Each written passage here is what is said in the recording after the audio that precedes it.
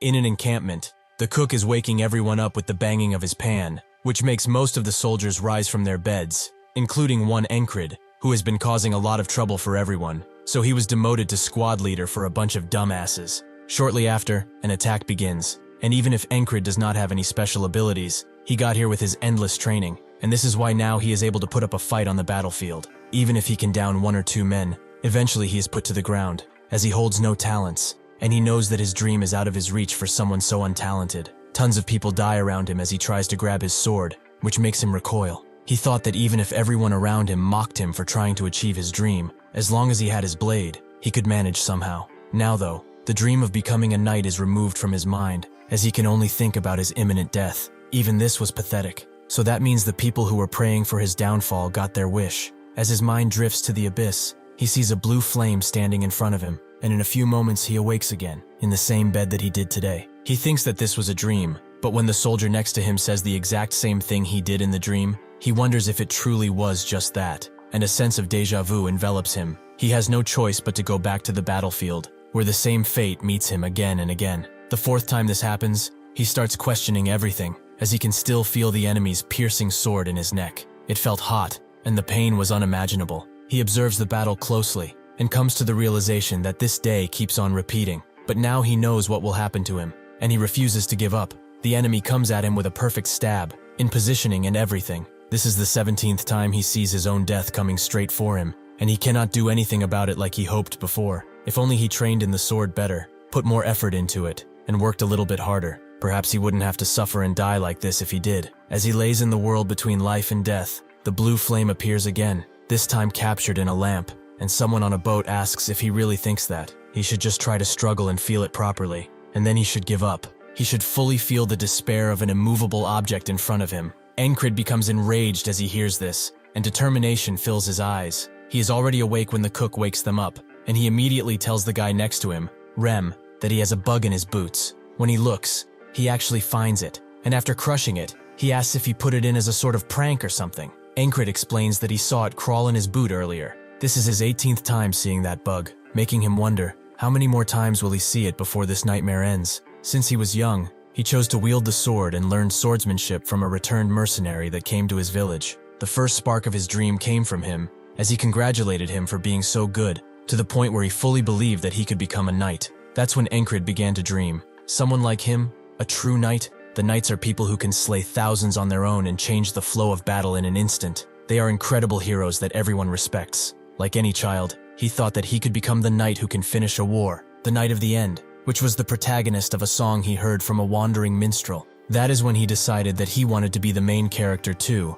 and leave the village in order to become a knight. However, people started to laugh at him as soon as he left the village to pursue his dream, as he joined a mercenary corps, and they were all making fun of how he ran away from a stray dog because it scared him. This way, he learned that his talent is really nothing special, but it was too early for him to give up, so he trained constantly, as hard work is something that never betrays you. Even if he had no talent, Encrid believed that with time and lots of effort, even in the most harsh places, he could overcome every limit he had, and thus, he gained a lot of experience. He also gained the strength and endurance to be acknowledged by people around him. That is when hope returned to him, and it returned in full swing. Unfortunately for him, that strong hope was shattered in a moment by a child. There was a 12-year-old boy who requested a duel. He was from the village he was currently resting in. Even with his age and the fact that he started learning how to wield the sword only 6 months ago, he defeated the idiot who spent almost his entire life learning the sword, to the point where his calluses developed calluses.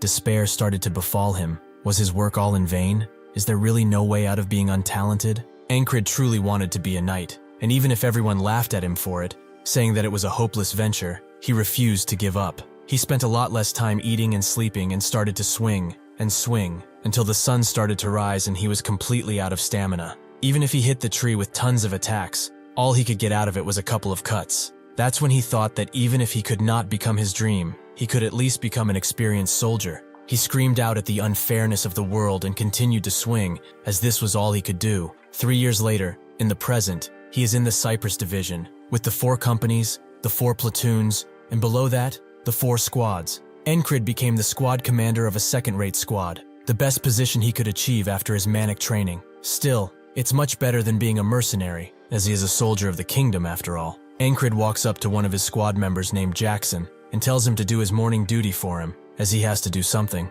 Jackson looks at him for a bit and says that he will have to repay him next time. Rem can't believe that he dared to look at someone of a higher position than him in that way. That guy is going to lose his head one day. Encrid doesn't care about that, as he wants to learn the heart of the beast again. Rem is quite surprised by this, but asks why he wants to do it again. He thought that he gave up on trying to learn it. Shortly after this, the Nolilia vs. Aspen close combat battle began once again, and he died like before. Encrid was tired of reliving the same day over and over, but he used this time to learn the heart of the beast from Rem each time he came back. Even so, he still cannot see the tip of the sword that kills him, and he hopes that today will be the last day where he has to go through this. As the soldiers scream out and engage in fighting, Encrid notes that this is the 21st time on this same battlefield, and by now, he has completely memorized the situation. First, he dodges the spear that comes from behind. Next, there is a guy who will attack him from behind, and after that, a squad member by the name of Vel will die. However, this time, Encrid protects him from the arrow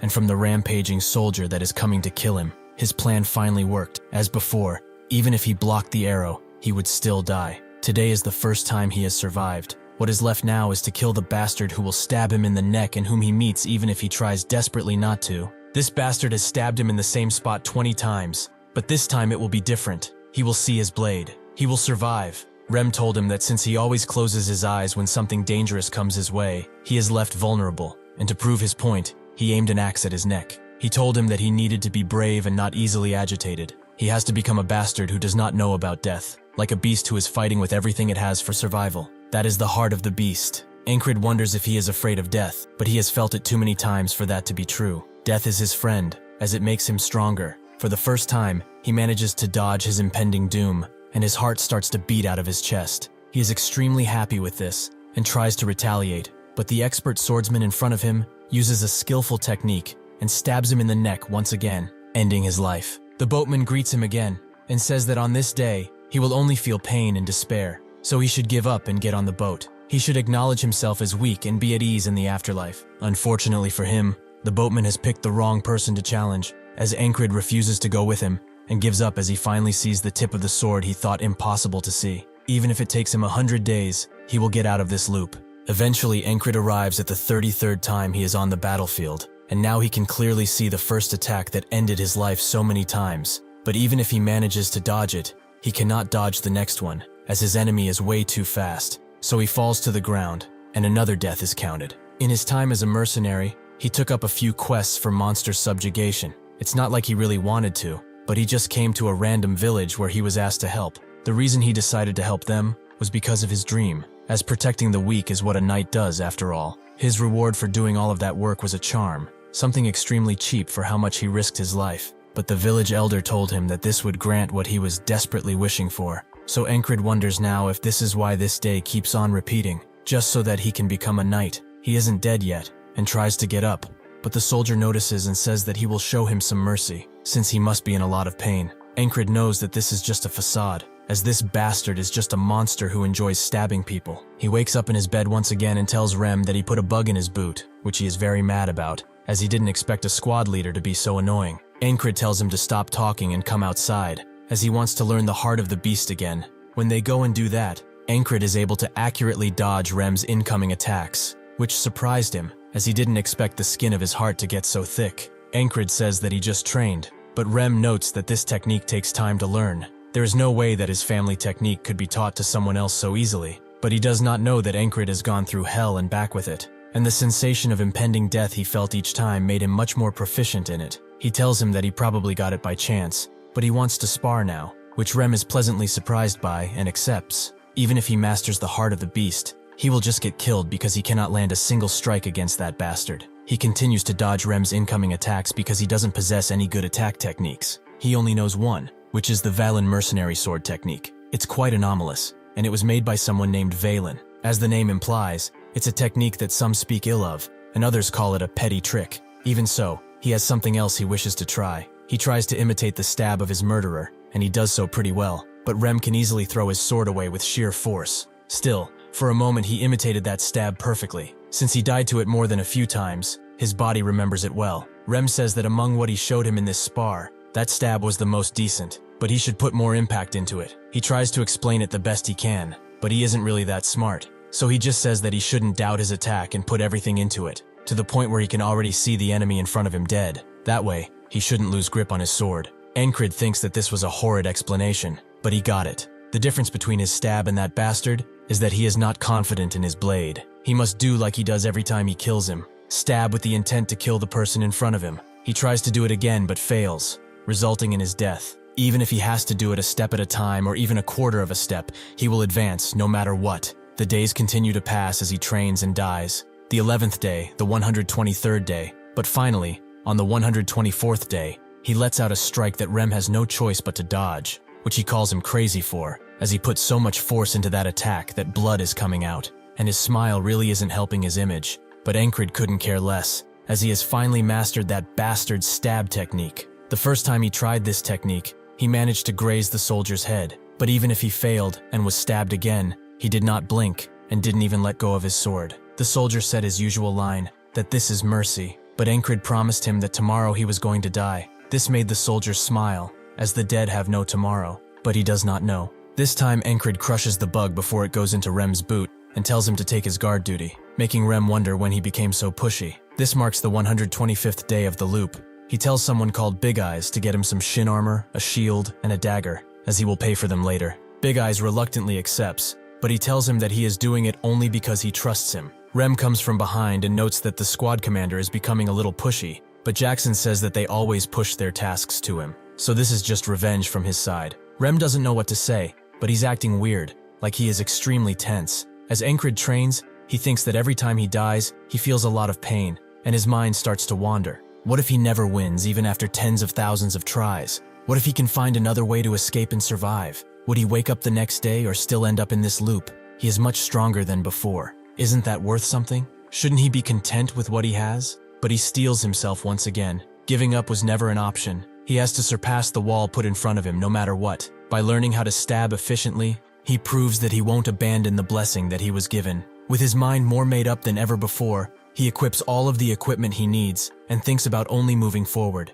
He and his squad join the ongoing battle, which Encrid is prepared for. He is a person with no skills, but he managed to survive all of this because of three things: preparation, luck, and maintaining a cool head. On the 46th day, his left shoulder was completely shattered by a spiked mace, and on the 47th day, he rolled to dodge the mace, but someone crushed his head instead. With this information, he is able to kill the mace guy with a single slash. But on the 71st day, when he first did this, a soldier cut his foot off, so he couldn't do anything to the stabbing soldier. This is why he got the shin armor, and is now easily able to take that soldier out. On the 89th day, his head was split completely open because somebody threw an axe at his head. If he lets him live now, he will interrupt his main fight. So he trained in throwing weapons throughout the day, meaning that it's not difficult for him to counterattack. After all of that, Vel always ends up behind him, and a sharpshooter called the Claw of the Hawk, which he doesn't have the time to take out, but he can protect Vel. And after this comes the wall, which he meets with determination. The stabbing soldier goes for his shield first,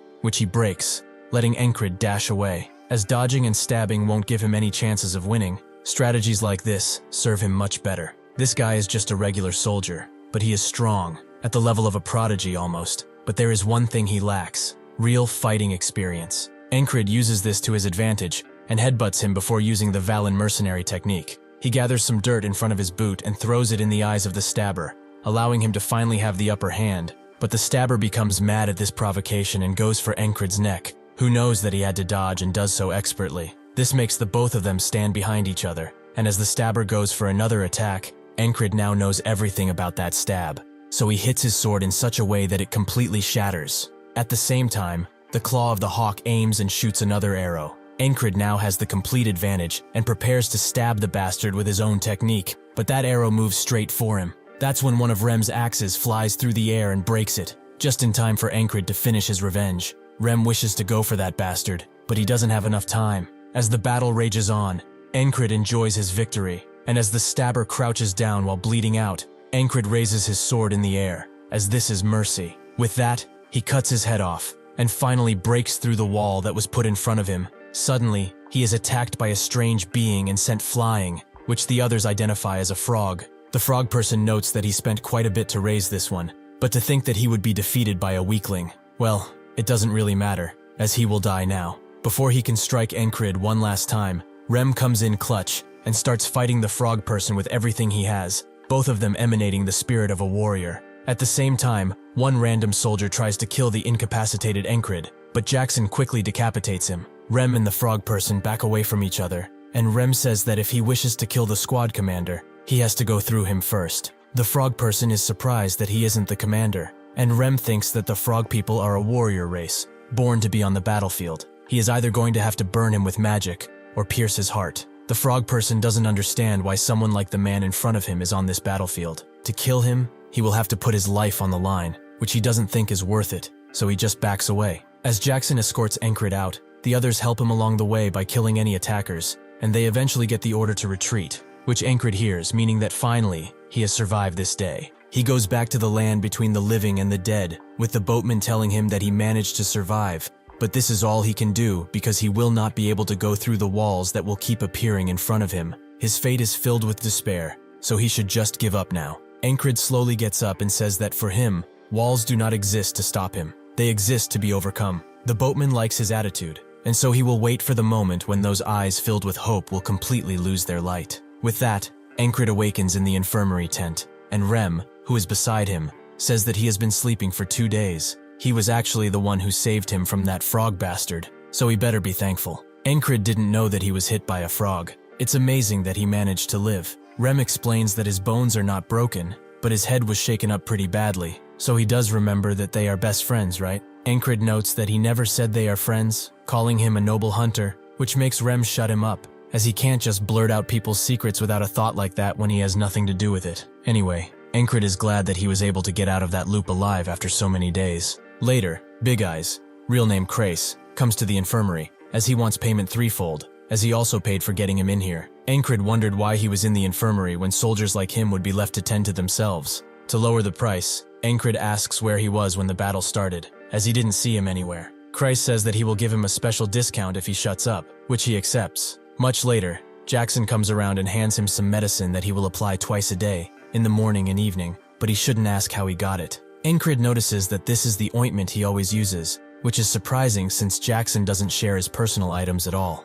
Around the same time, Auden also comes and starts praying for him, but Encrid says that he's not dead, so he can leave. As night falls, Encrid wonders why they are all taking shifts looking after him, as they are probably busy, as they usually are. Perhaps they are worried about him. That's when Ragna comes around, and is surprised to see him in the infirmary before leaving. Encrid notes that Ragna is exempt from this, as that guy wouldn't care if the world ended tomorrow. Besides him, there are 2 other soldiers in the infirmary, a platoon commander from another company who he used to pick fights with, and one soldier that he doesn't know the name of who is always staring at a wall. As he thinks about him, a person with long ears and royal armor comes around, asking for the commander of the 444th Squad, which is Encrid. The platoon commander notices that she is a fairy, and she asks which group he is with as a result. He explains that he's Vengeance, the commander of the 3rd platoon in the 2nd company. She then asks if his company taught him to state his race when he meets a superior, which he apologizes for. Encrid thinks that this must be the new commander of the 4th company, and he also introduces himself as a result.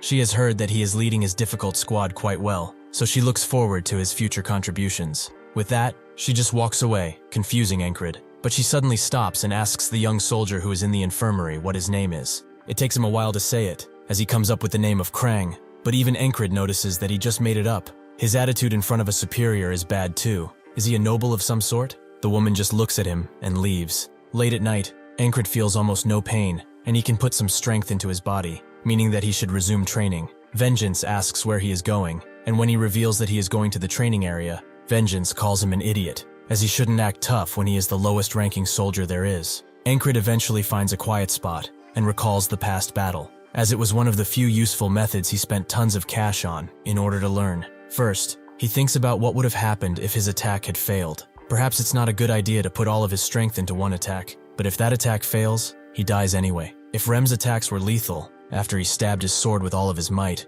what would be the next move? Suddenly, someone interrupts his meditation and notes that he's working hard, that someone is Krang, who doesn't know what he's doing, but his hands kept twitching in the infirmary, and now he's just spacing out here? Encrid explains that he was doing the first thing to test his grip, and now he's replicating the battle. Crank asks why he's doing that, and Encrid puts it quite well, so that he doesn't get butchered on the battlefield. Krang then asks if he wants to become something by preserving his life like this. Encrid knows that what he wishes to become is his dream, but when he tells it to other people, they just laugh at him, a dream that he has always pursued. However, this dream is something that he will never stop pursuing, so he is proud to say that he wants to become a knight. Krang is quite surprised by this, and Encrid notes that this is the first time he sees someone not laughing at him for saying that. Krang says that he just forgot, but he suddenly remembered what he needed to do after watching him. If he becomes a knight though, he should at least remember his name. Encrid thinks that this is new, as he was never supported up until now. A wandering minstrel arrives at the camp and starts singing songs about legendary heroes,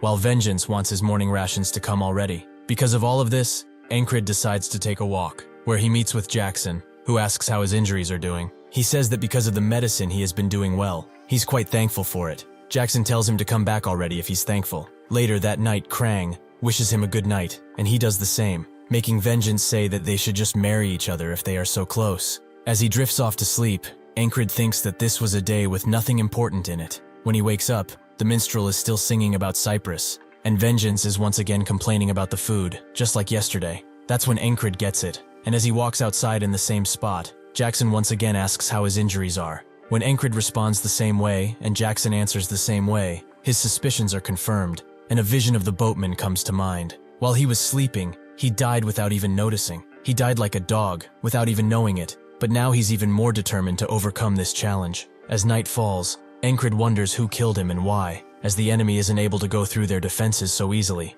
meaning that an assassin did, someone who is probably among them. They know his location and how to conceal their presence. His mind jumps to the fairy, as they are a race that is known for being quiet and nimble. Is this why she came here that day? He must confirm it, as he can't throw out baseless accusations. He just needs to wait. That's when a poisoned needle stabs him in the neck from above, and he only manages to fall down as the numbness of the poison takes him. He notices that Vengeance is also poisoned, but Krang is stabbed by the assassin, and another assassin comes into the tent as the job is finished, that assassin being none other than the company leader. Encrid thinks that even if he was alert, he couldn't feel them. This will be hard to counter. Plus, he will have to face the company commander after he is done killing the commander. It's a truly hopeless situation. He didn't expect for this feeling to return so quickly. But despite all of the trials put in front of him, he came out on top, and so he will definitely find a way to get out. He pulls the sheets above Vengeance, and prepares to strike because he assumed that the assassins would have infiltrated by now, but it seems that he needs to be wary of the outside. Vengeance wonders what he's doing, but notes that he must be hunting cockroaches. A fitting thing for him. Encrid didn't expect for him to care so much, which gets Vengeance mad, and at the same time, Krang comes inside, wondering if he should come back later and let them bicker. Encrid tells him to come in and looks at him while he makes his bed. Considering the assassins took him out in another way, he must be their target. But why? Just who is he? He thinks of not digging into it like his teammates usually do with most things. But since he is involved, he has the right to. He asks what he is, which Krang doesn't know how to respond to, but eventually says that it's not something he can say because it's a long story. Encrid just accepts it for what it is. But Vengeance can't believe that he just took that, as he has a feeling that this guy is not from this country, meaning that he must be a spy from another country. That has to be it. Krang gets closer to him and says that he has not and will never betray the kingdom. As he said that, Encrid felt something in his eyes, the will and aura of a knight, but he is not one, as he is powerless against the assassins. Though now he has confirmed that he is hiding something that he doesn't want to tell. As night falls and they wish each other good night, Vengeance falls silent, perhaps because he is scared of Krang now. The assassins are also about to barge in soon, so he gets up and tells the others that some assassins are going to invade this tent. They better come with him if he wants to leave. The others think that he is crazy, but that's when someone asks how he noticed, and he is hit at a vital point before he can even try anything. The assassin kills all of them in seconds, and Encrid wakes up to the minstrel singing again. Since he has no way of letting the others know that the assassin is coming, he can't get them on board. At first he tries to get help from a commander, who tells him to screw off, so he tries to predict the assassin's movements, but he is killed in an instant. Next, he tries to ambush the ambusher, but he is killed without even knowing where the assassin was, as he cannot see him. Though they can see his every move, as long as he cannot avoid that poison blade, he will die without being able to do a single thing. The 20th morning arrives, and Encrid falls into the pits of despair but crawls right back out, as he has only died 20 times. He needs to think of how to get rid of the needle first, and a way to avoid fast attacks, so he goes to Jackson for it. While they were training, he asked Rem why he was calling Jackson a wildcat. He explained that he only attacks when he's behind someone and then runs off, which reminded him of a cat. Encrid assumes that he would win against the assassins, and he can't just take him in since he has no authority to do so, but even if he could, he must pass this wall alone, so he will learn from the best. He asks Jackson, if someone were to stab him in the back, what could he do in order to stop it? Jackson thinks about it and is not sure, as nobody has ever survived his ambushes, something that Encrid takes note of. Jackson notices Encrid's desperate stare and relents, telling him that he always needs to have eyes in the back of his head. Encrid asks what that means, and Jackson explains that it's basically perfect timing. For example, the wagon behind the tents that's just passing by now. Encrid is shocked to find that there's actually a wagon behind him. But how did he know? Does he really have eyes in the back of his head? Jackson also says that the wagon is going to come apart, and only seconds later, that happens. Encrid asks if he's some type of prophet with a hidden talent, but Jackson notes that he just must have spent too much time with Rem to think that. Jackson tells him that he simply followed sound, as he heard the axle of the wagon creak from here. If he can efficiently hear what's around him, he can basically predict what's going to happen next. Encrid is more surprised that he heard something so quiet, as he didn't even hear the wagon in the first place. Jackson leaves him with one final piece of advice. He should keep trying to listen to what's around him, and hone his senses to help him isolate sounds better. Encrid notes that this was a pretty good explanation, too good for someone as lazy as him. Jackson tells him to not get the wrong idea. He is lazy, but he doesn't want to have him on his consciousness for not helping, and nowadays, it seems like he keeps trying to learn new things. After night falls, Encrid attempts to face his second wall in the face of a sure death. The only objective he must complete is to hear them coming. He hears the footsteps of the guards that are on patrol, the sound of the torches, but no sound of the assassin. He tries desperately to hear him, but he ends up meeting the same fate, and awakes again to the annoying sound of an old tale. Even if he died, his body remembers everything as clearly as day. He remembers what he learned, and the pain he suffered. He goes back to Jackson once again, who tells him that he can get a lot of information from sound, as it can tell him the location of something purely based on the direction, and once he is able to hear faint sounds, his ears will have become the second pair of eyes he needs. He suddenly snaps his fingers and tells Encrid that sound is a wave. It rings out in all directions, no matter how silent it may be. In the chaos of 1,000 sounds mixed together, he needs to isolate one and maintain it. Encrid goes to try just that in one of the busiest parts of the camp, and practices what Jackson taught him. He first isolates the sound of the flags flying about. There must be at least 7 to 10 flags flying together. Then he isolates the sounds of the footsteps that are right next to him. He attempts to feel every single sound, the familiar and unfamiliar, whatever they may be. Suddenly Krang appears and asks what kind of training he's doing now, while also calling him Ensi. Encrid asks about that weird nickname, and Krang notes that it's just a nickname. He must be fine with it, right? Encrid sure isn't, but he also doesn't care that much. As for the training, he is just sitting around here like an idiot doing nothing, not actually training. Krang finds that strange, as he doesn't seem to be the type of man who sits around and wastes his time, right? Night falls once again, and the same things happen. He is poisoned, and Krang is stabbed to death. This is the 33rd day, another failure. On the 34th day, Encrid didn't hear a single thing again, and he continued this cycle of failure again and again. What Encrid needs isn't more experience, divine intervention, or a sudden realization. What he must repeatedly do is what he must do, no matter what. This time, when Krang attempts to sneak up on him, he opens his eyes before Krang can speak a word. Who is surprised that he actually sensed him? He must be training his perception, right? Since he isn't an idiot who wastes time. On this night, as soon as the assassin throws the poison needle, Encrid dodges decisively and strikes back at the assassin. From now on, the faceless death he has met countless times is no longer faceless. The assassin gets mad and retaliates right back at Encrid, who can feel that he's not great at combat. Despite his assassin abilities, he can kill him. He looks at the others to make sure they are okay. Vengeance is dead, but Krang is unsheathing his sword and getting ready for battle. Even if this guy is inexperienced, he will not let his guard down, as he is still an assassin and must know all of his vital points. He desperately tries to hit Encrid and finally gets him with a throwing knife, but that's when the fairy commander rushes in and Encrid moves his target to her. If he does not attack first, he will most certainly die. This action allows the assassin to throw a bunch of poison needles at Encrid's unsafe back and at Krang, who has no chance of defending himself. Instead of retaliating, the fairy rushes behind Encrid to catch all of the poison needles with her cape and then moves on to Krang, saving them both. Encrid previously thought that she was with the assassin, but now she protected them. Whatever the case may be, now's his chance to put an end to this. He rushes in blade first into the assassin, who manages to deflect his attack, but without much choice, he runs away, ending the night in a victory. Krang comes from behind and notes that the assassin must have come for him, which Encrid already knows, as nobody is going to pay for an assassin to kill a boot soldier like himself or vengeance. The fairy notes that it's precisely as he says. He has sharp senses for a soldier. Encrid notices how she's still gripping her sword tightly. She was an ally for him, but she cannot let something like this be known, and since he is a witness, he knows what must come next. Suddenly, Krang gets in front of him and tells the fairy commander that he has a favor to ask, as he doesn't want anyone to die today. The commander bows down to him and says that she will do as he wishes. Krang wants vengeance to be rescued too,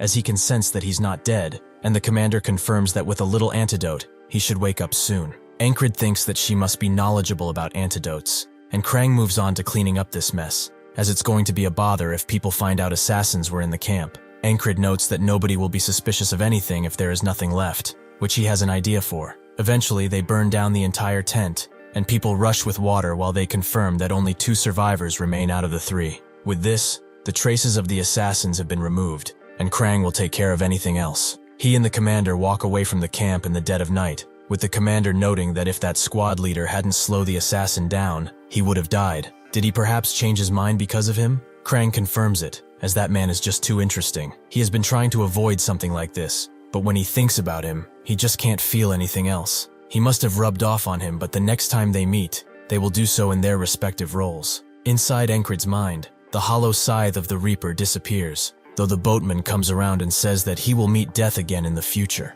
Encrid is more confident than ever, and tells him to bring it on. Finally, he beat another repeating day, and managed to wake up the next morning. Now he can sense the presence of most things, but he still couldn't sense that fairy, so he has a lot to do when he gets back. Thankfully, he wasn't injured anywhere, so he can return now. But before he does, Vengeance asks why he saved him from the fire like that, as they didn't know each other. Encrid can't believe this guy is talking shit about him saving his sorry ass, but he says that they are comrades. There is no other reason needed than that. Vengeance feels kind of embarrassed, as he gave him a lot of crap before. He really is selfless. He also asks if he's returning to his squad, which Encrid confirms, and Vengeance tells him to prepare for an awful vibe when getting there. Encrid asks what happened, and Vengeance explains that there's a rumor going around, that the entire base is cursed by some kind of spirit. At the team camp, Ragna and Rem are bickering about something, which soon turns into a brawl, with everyone near them running away so as not to get hurt by these bastards. They continue their fighting with punch after punch, until Rem has had enough and promises to split his skull open, and Ragna tells him to bring it, as he is nothing but a stinking barbarian. Encrid comes around and says that the base isn't cursed, but he might as well be with these bastards. He tells them to stop, which puzzles them, as they thought he was dead, which Encrid denies, but he will soon go crazy if they don't stop doing this shit. 4 days have passed since Encrid has returned to his squad, and because of his improved senses, he notices Jackson, who is trying to leave quietly, and apologizes for waking him. Encrid says that it's fine, since he was going to wake up and go train anyway. Jackson also notes that he has a pretty keen hearing sense. Even though he only started a few days ago, he should keep it up, as he will help in any way possible. The usual battles are few and far between, since winter is steadily approaching. Since he has a lot of extra time, Encrid will use it to train himself until he cannot anymore, as that is the only thing he can do. When he gets back from his training, he notices Auden doing one-arm push-ups with a giant rock on his back. He says that he must be returning from his morning workout. He is keeping busy these days. He finishes his push-ups and gets up, towering over Encrid as he does so. He notes that a well-trained body is a weapon too, so he should be able to withstand a kick from the frog now, though his body is still too thin, so he should keep training like he has done up until now. Encrid thinks that he's just too large, but says that he will try. As they try to talk about something else, a commotion can be heard in the nearby tent, as Rem has kicked Ragna off of his bed, since it was his turn for duty, yet he dares to still sleep like a lazy bastard. The barely awake Ragna crawls to his sword and grabs it before hurling it at Rem, who already had his axes prepared. They are again stopped by Encrid, who asks what they are doing, and Auden prays for their foolish minds. Rem says that he's hungry, and this bastard who is on kitchen duty is still sleeping like a baby. Encrid tells him to go ahead and start cooking, which he agrees to. Rem calls him a bastard and says that there was no need for what he did if he was going to do it anyway, but Ragna pushes him away, as he stinks. Encrid asks Rem why he's picking fights for no reason. Is he that bored? He notes that it is precisely that. The lack of battles is making him very cranky and active. Encrid notes that he shouldn't waste his energy on a random person, and should come with him, as he wants to duel once again. They go and do just that, with Rem hitting him, and telling him to take them better while charging in once again. Encrid is keeping cool with the heart of the beast, and is using his new hearing to efficiently block hits. The most special thing, however, is the thing he practices while dying hundreds of times. His deadly stab. Naturally, Rem dodges, allowing him to grab his blade with one of his blades and grab him with his other hands. He makes Encrid fall to the ground with this momentum, ending the fight. He was expecting more from him since he has improved so much in a short span of time, but he has become really boring, as he keeps practicing that same stab again and again. Encrid knows what he's talking about, but now he knows that he is different than before. Now, he can repeat everything hundreds if not thousands of times, and still go forward. He beckons Rem for another fight, as he will make sure to destroy him. Rem thinks that this guy's skills are very lacking, but he cannot get enough of those determined eyes of his, so he agrees to continue fighting. Just when they get into position, a downpour of rain arrives, forcing them to retreat back inside. Rem hopes that he won't get a foot fungus because of all this dampness, while everyone is doing their thing, be it praying or sleeping. Christ comes inside too, and wonders how many times he will have to cancel his duels because of dumb rain like this. He's really starting to believe that they have been cursed. Encrid asks what curse he's talking about, and Christ notes that it's about the one from the rumors. Encrid remembers Vengeance talking about something similar, that their entire encampment is cursed. Christ notes that the weather is too unusual, the casualties have increased, and the incident with the medical tent isn't helping either. People are rightfully saying that it's some kind of curse, though it probably isn't true. This downpour will only add fuel to this fire. Encrid notes that the higher-ups will not let these rumors fly around for long. Crace asks what he's doing at the entrance, and Encrid explains he's training his senses. He wonders how he can do that when it's raining so hard, but Encrid notes that it's especially because of that. Rem notes that this won't do him any good, but Jackson congratulates him for finding a creative way to train, as it will certainly help him. Rem looks back at him and asks what he taught him, and since when did he start caring about anything, since it's so extremely loud in this place. The others also suggest other ways for him to train, like lying down or checking his posture. Rem now gets that these guys saw what he saw in Encrid. Every single one of them is attempting to help him in some way, because they want to see the flames in his eyes grow. In the commander's tent, a meeting is taking place, with the main commander noting that they should send a scouting party before the winter begins. Does anyone have any suggestions for filling in the remaining seats? The ferry commander suggests the 444th squad leader, which the main commander finds kind of dumb. Won't he just hold the scouts back? The ferry commander notes that he could bring some unexpected results to the table, and she recommends him purely out of her ferry instinct. The next day, Encrid gets the news that he is being sent to the scout unit. When he gets back to camp, Crace asks if he did something to piss the commanders off, while Encrid is getting dressed up. He notes that he didn't do a thing, though Crace finds that hard to believe. Encrid is still suspicious about the ferry commander. Perhaps she wants to deal with him after Krang has left. Rem comes around and asks if he is really going, as he can help him get out of this whole ordeal. Encrid says that he can't use his axe on Superior,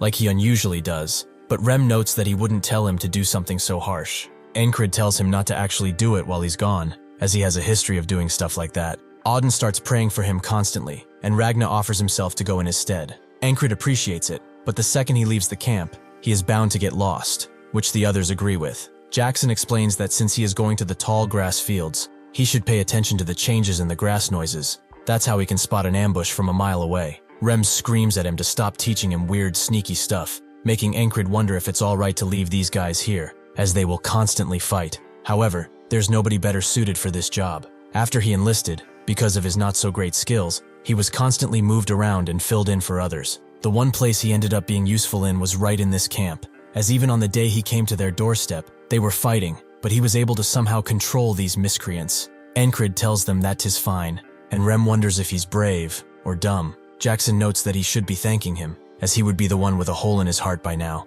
though Rem thinks that he would be the one without a head. Encrid thinks that even if they are how they are still very good fighters, so it would be a shame to lose them. Thinking like this won't lead to much anyway. He knows where he is in terms of skill, and all he needs to do is get better. Since the scouts are going to the front lines, he can spend his time training his senses. Another member of the scouting unit tells him to focus, as they may be the same rank of squad lead, but he is the leader of this scout squad, so if he has a problem, they should fight it out. This is Andrew Gardner, scout squad leader. The others laugh at Encrid's expense, as he is from the outcast squad. He probably doesn't even know how to hold a sword properly. Andrew notes that if he does challenge him, he will try to not hurt him. Since he is already useless, he can't be more than that. He then makes a statement to the squad. If the enemy comes, they just bash their skulls in. Simple as that. Encrid can't believe what he is seeing. The scout team, which is supposed to be silent, is now creating a ruckus out of nowhere, and the squad leader is also greener than a freshly sprouted flower. Will this mission really go well?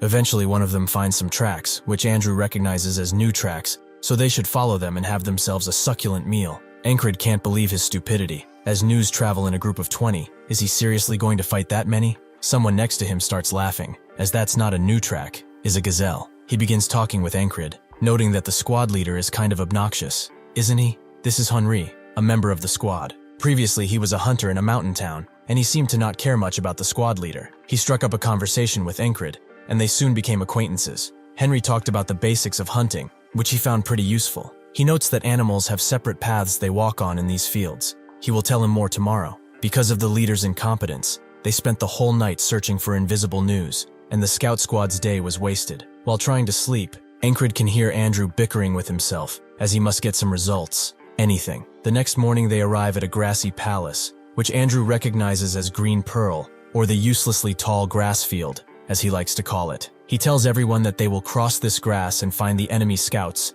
then bring them back as prisoners and be rewarded. Henry finds this idea kind of whack, since they are supposed to scout first, but Encrid notes that it's the leader's command, so they must follow it. As they trek this grassy land, Encrid is surprised that Andrew isn't bellyaching anymore, and is actually taking this mission seriously now. Henry finds it strange that there's no animal droppings in the area, because food is abundant around here. There should have been at least a few. That's when a large feline creates a loud step and rushes past them. Encrid gets what's going on and grabs Andrew while telling everyone to stay down, and sure enough, arrows start flying, killing 2 squad members on the spot. Andrew finally gets that the enemy is attacking and orders everyone to run, which they do, but they are slowly picked off one by one without much of a fight, and Encrid is the last one left, completely surrounded.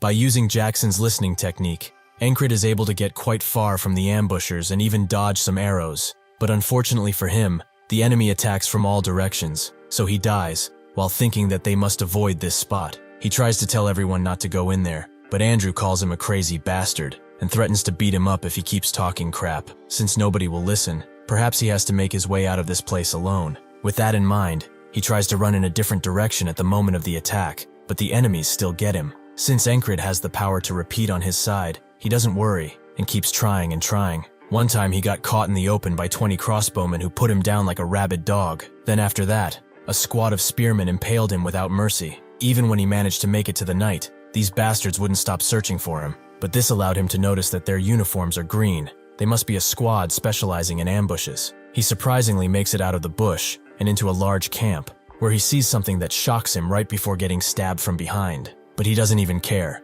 Now he has some critical information. The day repeats again, and Andrew says the same words that scrape Encrid's ears. They will go in, find the scouting party, and capture them alive to be amply rewarded. They have already tried that a few dozen times, and once they go in, the result is the same every time. Nobody makes it out alive. He now knows that the Aspen fuckers are hiding something in that camp. He needs to find out what that is, but if he gives that thing up, he will not have to die. Perhaps this may be the end of all of this, but he knows one thing, that he will not run away from this wall. Nothing can stop him. Andrew tells him to get a move on, and one of the members says that he knows this bastard is a problem, but they should just go with it, as he is sure that Andrew has issues of his own to worry about. Encrid asks why he has to put up with that. There's a limit to how much bullshit he can take from a dumbass. Isn't he tired of taking orders from a child? Or is he perhaps kissing his ass so much in hopes of getting something? Before the guy can get mad, Encrid pushes him away, making Andrew ask if he is disobeying his direct orders. Encrid says that it's nothing like that. He's going to become the commander from now on, whether they like it or not. Even if he doesn't like Andrew, he knows that from everyone, he survives the longest alongside that guy and Henry. That guy especially fights like a beast, fitting of his appearance. He is the most skilled one in this squad, but he doesn't scoff at Andrew at all, so he has to be some bodyguard for him. Andrew draws his sword and says that he can take command only if he beats him, so he better get ready. Encrid knows that a normal soldier would not have something like a bodyguard, and Andrew seems pretty trained, considering his posture. He has little experience too, given his skill level, so he must be some lord's son or something. However, that doesn't really click, as the son of a lord wouldn't have to be worried about getting results. Perhaps he's a fallen noble. Andrew notes that based on his pathetic skills yet strangely high rank, he must be some sore loser who only trains in hopes of getting paid. He is different than he is, and he has an important mission to fulfill. Before he can say anything else, Encrid says that he talks too much, so he should come here already, as he won't even use a sword to make it fair. Encrid did this because he would struggle against Andrew if this was a normal fight, but now he is obviously mad and looking down on him. This action will give him the opportunity to take over the situation instantly, and use it to craft a new future. With one blow, Andrew is on the ground, much to the surprise of the others. Encrid says that he is the commander now, and he hopes that they won't have a problem with that, because he won't care anyway. Nobody says anything, not even the bodyguard, so Encrid has completed his first step. Later that day, they go through the bush like usual, with one of the soldiers wondering what Encrid is thinking. Suddenly, he asks Henry what his dream is, who says that he wants to marry a beautiful woman who runs a flower shop. Encrid notes that to do that, he must survive today. He asks another soldier what his dream is, who says that his lover just had a baby, so he hopes to raise it together. Encrid tells him that if he doesn't want that child to grow up without a dad, he needs to make it out alive. He asks the other two soldiers the same thing, with one saying that he wants to open up his own business, and the other simply wishing to return home. Finally, he gets to Andrew, who wants to fulfill his mother's dying wish, to revive House Gardner. Encrid feels like all of their responses are the same, as they all must live in order to fulfill them. He turns around to face them, and puts his entire sincerity into these next words. They will make it out of here alive. He did this because he needs these guys to trust him, and there is nothing more motivating than remaining alive. So with the enemy appearing soon, he plans to break through first. He suddenly orders Henry to shoot an arrow in that direction, who sees nothing,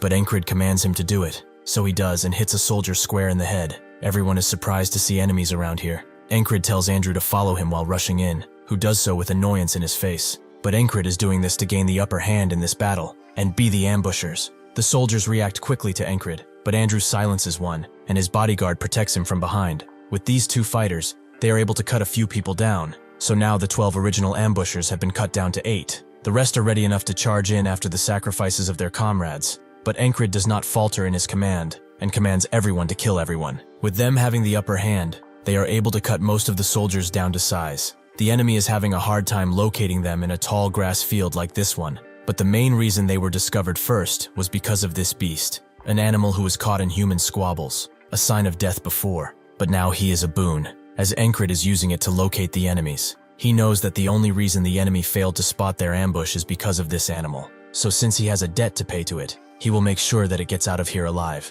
The others announce that they are done with the enemy, and Encrid tells them that they will move immediately. There is no time to waste. The beast follows him from behind a bit, until it notices that it will be left alone. Unbeknownst to it, this oversized cat has changed everyone's lives, and allowed fate to change. After a single casualty, Encrid's unit now has 6 people remaining. He would have liked to save everyone, but he knows that it's impossible given the situation. He's just glad that so many survived. They move in to ambush yet another ambush, all thanks to Encrid's repetitions, which allowed him to know the quantity and location of these groups. He knows that if they keep going straight, they will get shot down by the crossbowmen, so he takes a far right to avoid them and disposes of the spearmen who were after them, something that must be done quickly, as they cannot be hindered. They are using hit-and-run tactics and low blows in order to survive. Even if it's not honorable, it sure does work. After taking the spearmen down, Andrew's bodyguard notices that he's overexerting himself, and since it's getting dark, they must find the exit now. He tells Encrid all of this, who only says that they are going further inside. He will also not accept any disagreements. They must obey and follow him. Suddenly, the bodyguard puts his blade at Encrid's neck and says that he should act accordingly. He has no plans to follow him to his damnation. Even if he has to kill him and desert him, he will find a way to live. Encrid notes that he must also know that it's too late to turn back. After the commotion they made, their retreat will be blocked by swarms of enemies. The bodyguard asks what the alternative is. Follow him into the pits of hell? Encrid pushes his sword away and says that he would like to make one thing clear. He wants to survive just as much as they do, probably even more considering what he did. Andrew previously thought that this guy would be some useless bastard, just like his father, who gave up on life and wasted the entire wealth of the house to drink his sorrows away. But he is not like that. He reminds him of someone else. He remembers his mother's dying words. Their house is finished, but even so, she hoped that he would become a person who could lead everyone, so he should earn people's trust by becoming a leader and rebuild this family. Encrid is like the person he always wanted to be, so when he says with such confidence in his eyes that they will get out of there, he has no choice but to follow him until they see the end. The bodyguard tries to change his mind, but Andrew says that Encrid is now the captain, and a squad always follows their leader. With that out of the way, he tells everyone to crouch down and follow him until he gives another signal. The first step of the method to escape from this place is to take initiative and ambush the enemy to break the encirclement. They did that, so now for the second step, they have to be quiet. This is the critical point Encrid has found after many repetitions. Only at this exact time, and at this exact place, can they let the legions of soldiers pass them and come out of it alive. Everything is going according to plan. So now, Encrid has reached the final step. When the sun sets, darkness rises, and the reason they failed to escape this place is clear. They eventually arrive at the enemy camp, where Encrid wanted to be. The soldiers of Aspen are so adamant about protecting the field because they are hiding something in here that they don't want anyone to know about, something that is life and death to them. So, what would happen when something more important than catching them happened? If that happens, they will definitely find a way out of here and live to see another day. Encrid tells everyone that he will set the enemy camp on fire, which the bodyguard thinks is insane, as they are literally in the middle and will probably be surrounded and killed. Encrid asks for his name, which he says is Mac, so Encrid tells him that he won't tolerate his disobedience anymore. He tries to say something, but Andrew tells him to be quiet, which surprises Mac quite a bit. However, he knows too that they can't do anything else but follow the commander, as the clouds are covering the moon already. Encrid suddenly cuts a tent open, making Mac get ready for battle, but it's revealed that there's nobody inside, and Encrid moves like he knows what's going to happen, since he is rushing through the enemy camp like crazy. Mac is more confused by the fact that they have not seen a single enemy yet. How is something like this possible when they are in their own camp? Encrid suddenly tells them to wait as they get near the middle, as there are some soldiers nearby. He has infiltrated this camp at least a dozen times or so already, but when he noticed that flag and tried to touch it, the entire base suddenly shifted their attention to him and killed him. He explains to everyone that what the other soldiers in the grass field are trying to protect is that flag. That is their main objective here. So what would happen if that flag were to suddenly light a flame? Max still doesn't get how Encrid knows all of this stuff, but that's when he remembers the ferry company commander, as she was the one who appointed him to this position. The reason why this guy suddenly took control of the squad and infiltrated it was to complete a secret mission that was given to him. Encrid tells everyone that while they cause chaos, they will also run and split into groups of 2 from now on. One group will be the bait, and the other will start the fire. Thinking he knows everything, Mac volunteers to be in the bait group, confusing Encrid, as just moments before he was quite defiant, although this is better for him anyway. He has dragged this squad into this encampment many times already, but has never had this many people, meaning that today is his best try yet, and can probably do it. With that, they begin with Mac throwing a rock at a guard and running away, making the others rush to grab him as quickly as possible. With this opportunity, Encrid grabs a nearby torch and rushes to light the flag, but that's when a large brutish man stands above him and strikes his torch down. Encrid is shocked, as he did not hear him coming. This is a person he has not seen yet. He is not one of his variables. Where did such a beast come from? The brutish man calls him a rat, but Encrid tells him that he's too late already, as the torch made it to a nearby tent, which caught fire quickly. This sends all of the soldiers into a panic, and they all rush to grab some water while some are still after the intruders. Mac has baited away most of the enemies, and he got the attention of the rest, meaning that Andrew has done his job and set fire to the rest of the tents. Now it's time to get out of here. He smashes his foot into the ground and propels his whole body forward towards the unknowing brute. Encrid can finally see his way out of here. He can see tomorrow. Unfortunately for him, in a split second, the brute dodges his attack and lands one of his own, slashing Encrid's side. He thinks that this was the most perfect stab he could have ever mustered,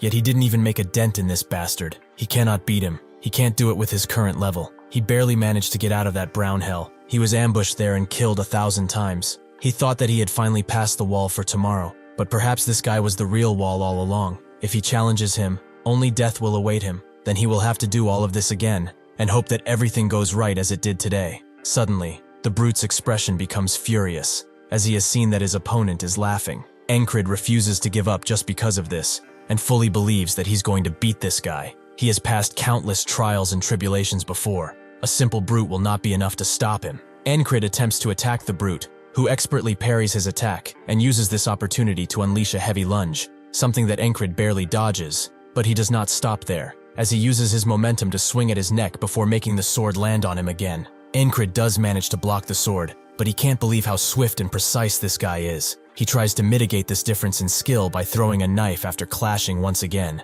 but the brute easily blocks it with the back of his hand and goes in with a powerful thrust. That's when someone screams that the fire is spreading, making the brute's attack go to Encrid's ear, as he turns to look behind and sees their precious flag aflame. Someone starts screaming at the brute to stop fighting, as this situation demands his attention too. The brute can see that his opponent will not go down without fighting, so he relents, and says that they will certainly see each other again.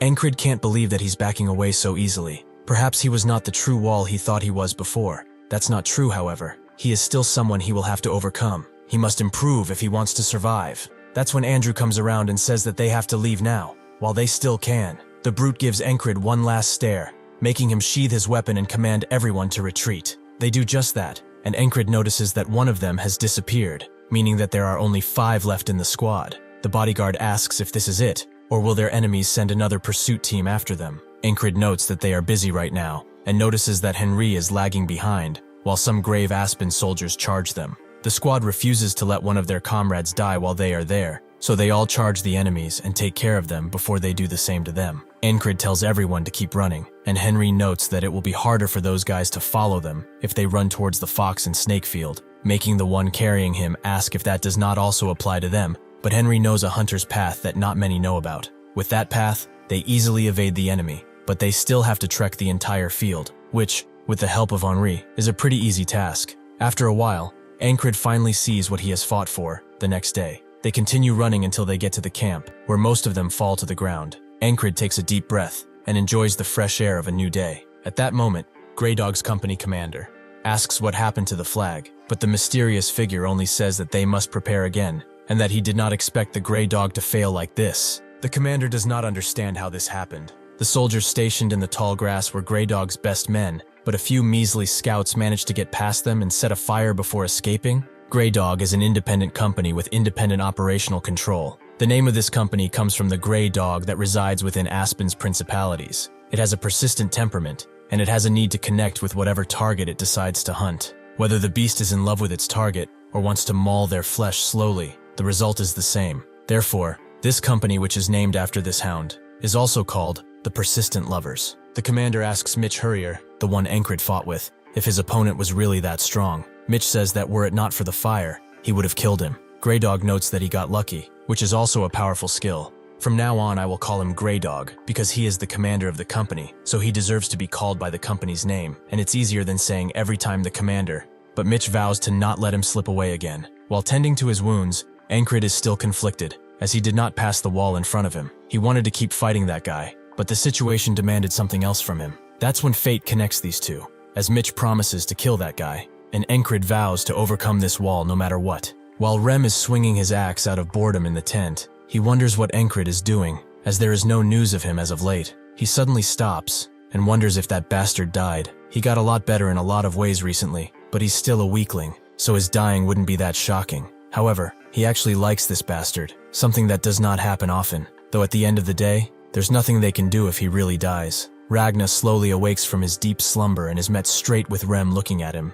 making him ask why he's doing that. Rem just flips him off, which causes Ragna to do the same, except with his toes. Rem gets angry at his provocation, and notes that he might just kill him after all, which makes Ragna draw his blade, while calling him a crazy bastard. The first thing Encrid does after getting back to camp is report to the ferry commander, who is amazed that he managed to figure out there was an enemy ambush waiting for them, infiltrate the enemy base, and also casually burn it to the ground while surrounded. He says that he only made it out because of his good decision-making and sheer luck, but the ferry commander seems quite suspicious about that. She cannot act on her suspicion, however, so she just sends him back and tells him to recover. She previously only half hoped he would do something, but she didn't expect him to prove that he's such a valuable asset. Just who is he? While leaving and wondering what that woman is thinking, Encrid is stopped by Andrew, who sincerely apologizes for acting out at the start of their mission. They are all alive thanks to him. Will they be able to meet again, though? Encrid can't answer that for certain, so he just says that they will meet, but only if fate allows it.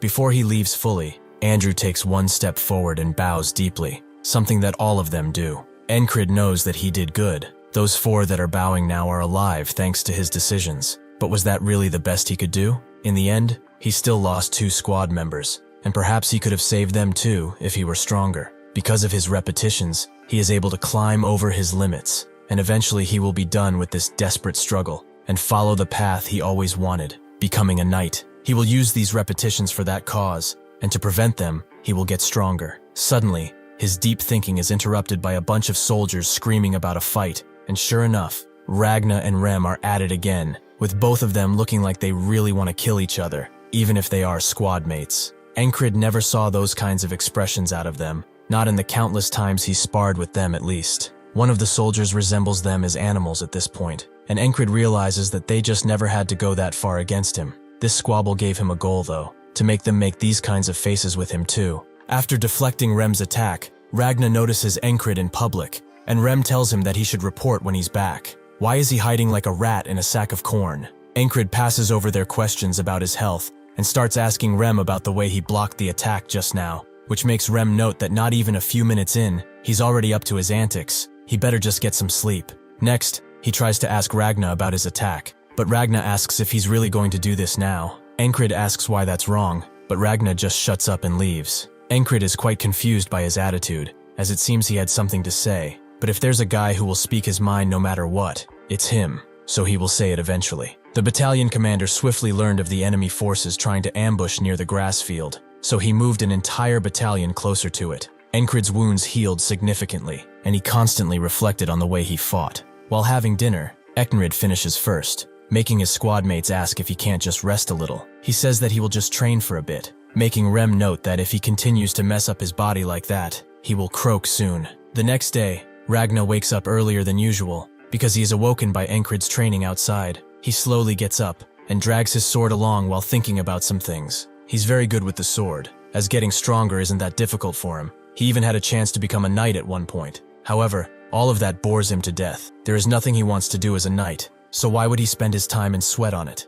He cannot find a single purpose behind getting stronger, so he loses his own purpose. Just like that, he came to a standstill, never improving, never falling off. He arrives at Encrid's training spot, where his injuries get the better of him, which makes him fall to the ground. Ragna can see just from this that he learned his fundamentals wrong, which are a must if he wants a proper start to getting stronger. With all of the shortcuts he made up for his awful fundamentals, becoming powerful for this guy is impossible, even with training. However, he still has one question for him. Why is he putting his body through such hardship and trying hard like that? He decided to ask him now, why does he do this? Encrid's answer is simple. He just wants to become stronger. Ragna then asks what he will do after that, and Encrid answers swiftly again. He will become a knight. Ragna feels like a knight is just someone who knows how to fight. Does that really have meaning to him? Encrid explains that the knight he aspires to be is someone who decides for himself what is wrong and raises his sword for it, for honor, for the sick and downtrodden, and for the ones he cherishes most. Ragna begins questioning himself because of his words,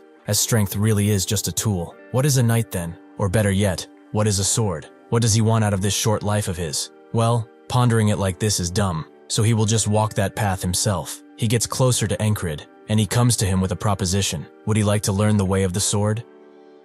Encrid immediately accepts Ragna's offer, who thinks that he shouldn't have proposed such a thing, because he feels lazy about it already. Still, that determined look on this guy's face might prove quite interesting. He notes that he knows Rem taught him the something of the beast, right? That, and his stab. He must get rid of everything, except those two things. Encrid asks if he also has to get rid of the Valen mercenary technique, which Ragna confirms he really has to get rid of in particular. If he doesn't, even if he does learn a new technique, he will return to his habits, which is just human nature after all. If that happens, he should just give up now, so it's time to choose. Either forget everything and begin anew, or remain complacent in his mediocrity. Encrid immediately chooses to start fresh, which surprises Ragna, and he asks if he's sure. Encrid just asks what he must do first, which makes Ragna think that he's not normal at all. He explains that he has a good sword technique, so he does not need to have a lighter blade like he does now. He would profit a lot more from a longsword, so they should swap. Encrid asks if handing his sword over is okay, but Ragna doesn't care.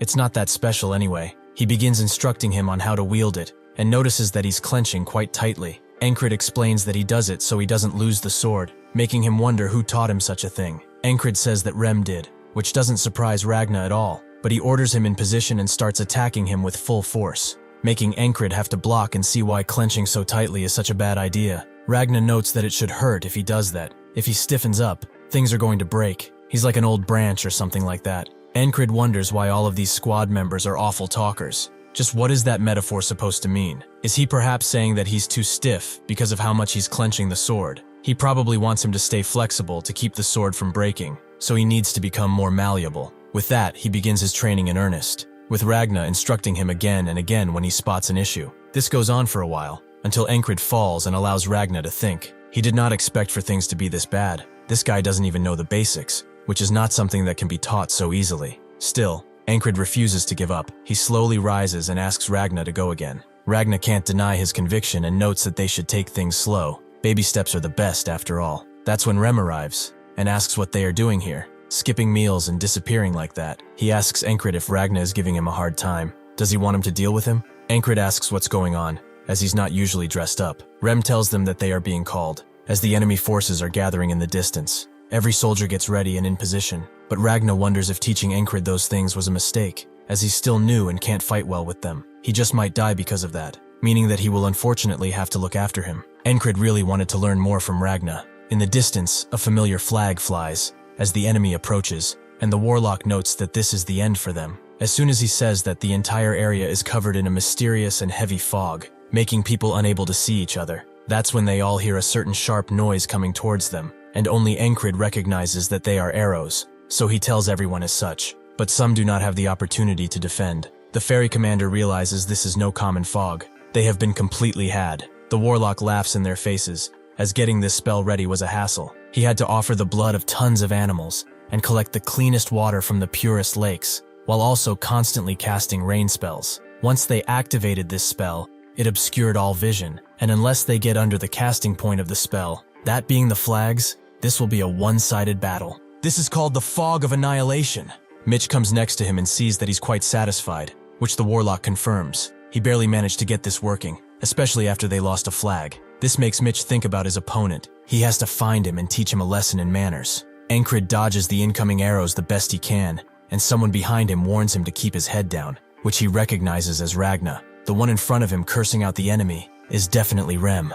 Even if he's so close, he can't see him, meaning that they cannot fight like this at all. Only when an arrow falls right next to him does he realize that his breath is getting strained, and he is getting stiff, and his legs are refusing to move, meaning that he cannot use anything that Ragnar taught him. He didn't expect to get all of his lessons on the first try, and even Ragnar said that he should go back to his old style, since he doesn't have this new style down and will make a lot of mistakes. Even then, Encrid knew that only death awaited him if he tried, so he had to resort to some more drastic measures. He rushes through the fog, allowing an enemy to impale him with a spear. The enemy thinks that this guy is over with, but he is spooked when he sees the determined smile on his face, and finishes him off quickly, allowing Encrid to go back to his teachings. If he's honest, Ragnar is not a good teacher, because he is a genius. Things are more obvious for him, and they are hard to put into words. Even now he wonders what he did wrong, as all he commanded him to do was swing downward. Encrid knows that he's not making fun of him. He's just like that, and asks where he should center his gravity. Ragnar doesn't know how to answer, something that Encrid expected. His explanations are quite lacking,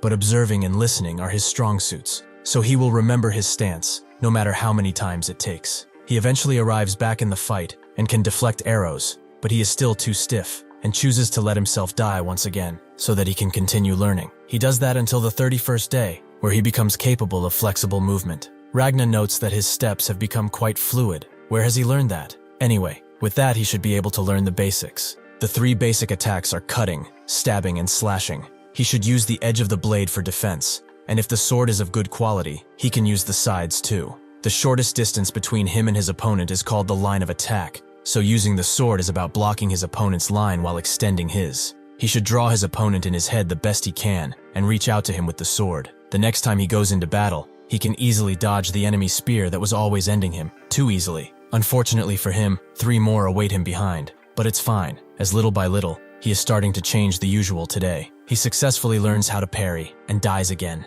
He also successfully learns the diagonal slash. These things add a little bit more at a time, and even if he dies, he doesn't care, as his progress is steady. This time, when he fights Ragnar seriously, he is able to use all that he learned to successfully defeat Ragnar, who sees an entirely different person in Encrid, because he has truly changed. With this, he thinks that he can't improve anymore with his talent, and despite Ragnar's screaming, he still charges in. His body, swift and easy as a feather, is able to dodge the enemy. This is the road he must take in order to become a knight, and even if he experiences the most pain anyone has felt, he feels gladness and joy. This is so fun that he could go insane from it. He goes back once again, to the time when Ragnar asked him if he wanted to learn the sword. He immediately agrees that, like he did all of these times, he will die as many times as it takes for him to achieve his goal. After testing him a bit, Ragnar realizes that he's good. Too good, in fact. Has he been fighting like a second-rate mercenary on purpose up until now? He's got all the basics down. To him, it seems like he needs more experience in the field, rather than more training. With those words in mind, Encrid goes through today tons of times. Must be over 200 by now. And now, he tries to use everything, to see where the techniques he learned will take him. He slashes through the first enemy like butter. He grabs the knife that killed him so many times, and uses it to attack the hidden enemies in the front, who are all confused. Encrid disappears for a bit, making the enemy think that they are safe until he comes around and starts slashing them up. One of them tries to shoot him with the crossbow, but Encrid has learned from Ragna that he should use his eyes to predict, his feet to move closer, and his hands to end the fight. Encrid can only smile, as things are much different. Fighting feels fresh and swift, compared to when he didn't know anything. He wants more, so he moves forward with great anticipation. He is met with a dozen or so men pointing their crossbows at him. One of them congratulates him for making it this far, but this is where he will stop. Encrid takes a step forward and says that they should fight things out with their swords like men do. The enemies become scared of him, and so they shoot him down before he can do anything. Suddenly, he is dragged into the realm of the boatman, who calls him foolish. As he has walked into his own grave, he must have lost his mind because of all the deaths he has suffered. Encrid wakes up again, wondering why the boatman appeared, just to curse him out for dying so many times. Rem asks why he has such a blank stare on his face, making Encrid think about him. He is the first one to call out the spell whenever it happens, and the enemy formation lacks any tact. They are only there to protect the flags. To find out, he asks Rem if he knows anything about spells. Rem asks why he would like to know, and Encrid excuses it as just making conversation. Rem asks if he even knows the difference between magic and spells, but Encrid only knows that magic is more common, which is true. Rem explains that a spell requires some type of medium, something that is very important in casting spells. They cannot exist without a medium, not like magic does. Encrid finally gets it. The fog appears because of the spell that uses the flag as a medium, so when the flag breaks, the fog disperses too. He asks Rem if his tribe uses spells too, which Rem has seen a few times, but there are not many actual spellcasters around. Most of them are hexcasters, warlocks as they are commonly called. Encrid suddenly leaves, as he has somewhere to go, to train. Ragna notices that he knows all the basics. They have the same background, but does he know of the Oniak sword technique? About 500 or so years ago, there was a prodigy, a 1 in a million talent. The child, born on a sword farm, killed 12 bandits that attacked the farm, with nothing but a fireplace poker. Having lost his parents at an early age, he began learning the sword, and a noble, having heard the rumors of his actions, took him in. That prodigy's name was Leonesis Oniak. However, even if he was gifted, he was also cursed. He began losing his strength at just 10 years old, and by 12, he was fully paralyzed. Just like that, a prodigy destined for greatness was lost to history. However, his dream of improving swordsmanship did not falter, so at the age of 20, he compiled all of the sword techniques and categorized them into 5 categories: the righteous elaborate sword, the heavy strong sword, the flowing confounding sword, the fast swift sword, and the gentle parrying sword. He rewrote the entire history of the blade, and with this, the Oniak family became the greatest house of the empire, and even today, his technique is used as a foundation for all swordsmanship. Even so, branches of these techniques began to appear, like the Western swift sword, or the Eastern chi sword. Among these, the technique he personally developed branches from the Northern heavy sword, and should be more useful than whatever Rem taught him. He should concentrate on one single point, forget everything around him, and only focus on his and the enemy's sword. He will show it to him first, so that he can learn from it. Before Encrid can react, Ragna lets out a slash so swift and deadly that it cuts his neck. He knows that he nearly died, and that's when Rem comes around, asking Ragna if he wants to kill the squad leader. Ragna notes that people learn better while almost dying. He's just helping him out. Rem notes that he can't learn shit if he doesn't have a head. Does he even know how long it took for him to teach him the heart of the beast? While they argue, Encrid thinks that both of them are awful teachers, and Rem knows that Ragna is from the far north, which breeds more barbaric people. Ragna also knows that he's from the southern barbarian tribes, which makes him want to fight him now. But Encrid tells him to stop, as he's here because they were ordered to come, right? Before he leaves, Ragna tells Encrid to remember how alert he is when he's about to die. If he succeeds in concentrating on a single point, he will be able to do anything with the sword. As they get ready for battle, Encrid thinks that this technique is quite similar to the beast heart that makes him numb to death, though there are some different key points. He needs to experience it to learn it, and as for the medium of the spell, he will just have to get rid of it and escape. With that, he adds another objective besides learning. He will destroy that flag. He knows that if he used his squad it would be easy to get there, but he will go forward first until he knows that he cannot any longer. Concentrating on a single point proves to be useful, as he died a lot of times because of how unprepared he was. To survive the assassin ambush, he trained his ears. To survive the battlefield, he learned the heart of the beast, but concentrating is proving to be difficult. Ragna tries to teach him again by just showing him. He should have felt the tip of the blade slow down or something along those lines. Encrid still doesn't get it. Is the heart of the beast interfering with this? Ragna explains that everything else should fade besides his opponent's blade. which will give him the ability to predict the path of the sword. Encrid knows that channeling his fear of death isn't the way to do it, so he asks Ragna how he did it. He notes that he could always do it. It's just easy for him. Encrid knows that he won't get any good information from Ragna, so he will just have to figure it out on his own. He will keep practicing this concentration, but his first priority now is knocking that damn flag down. He should minimize casualties and charge in. When the fog drops, he screams at everyone to drop down, and then orders them to shield, saving the lives of those who would have just died before. He has repeated this today 300 times already. He knows where the attacks come from even with his eyes closed. He slays the first enemy without him even knowing he was there, and the second too. The others charge in, but they are all going into the meat grinder, as Encrid is now determined to achieve something. Their commander tells them to rally and prepare for the attack, making Encrid smile as he can see fear on their faces. He charges in so hard that he goes through any blade and smashes the flag down. It took him 10 days to get here, but he finally succeeded. However, the fog doesn't disappear, which is strange, as the flag is done for. The enemies circle and stab him all around, with one of them noting that he has been deceived. This gives Encrid enough information. There is only one real flag, the rest are fakes, so he must find the real flag. He charges in once again, as he has a 1 in 5 chance to get it right. He orders everyone to shield themselves, who cannot hear him, or rather are too confused to, allowing the arrows to pass through and slay them. Encrid wonders why they aren't listening this time. Perhaps it's timing. He has to let them catch their breath. After another 3 days, he broke the second flag, which was a fake, meaning that he had 4 more to go. He spent another 5 days for the third flag, which was a fake. It took him 7 days to get to the fourth one, which was also a fake, so he died again. There are only 2 left, and he can only guess, but the real one is most likely the one furthest from the battle. Now, he orders everyone well, and even makes Rem follow him, who asks if he's out of his mind. Encrid knows that the flag is far away, so he can't get exhausted before getting to it. He lets Rem handle the enemies in the front, as he slides past them. Even if unarmored, Rem can handle them pretty well. He has spent an entire year in this today, but now he will end it, as the fog will disappear, and they will win. Suddenly his sword is deflected by Mitch, who notes that God listened to him. He really prayed that he would get the chance to kill him with his hands. Encrid has forgotten this face after so long, and asks Mitch who he is. He cannot believe that he forgot about him when only a few days have passed, but time doesn't work like that for Encrid.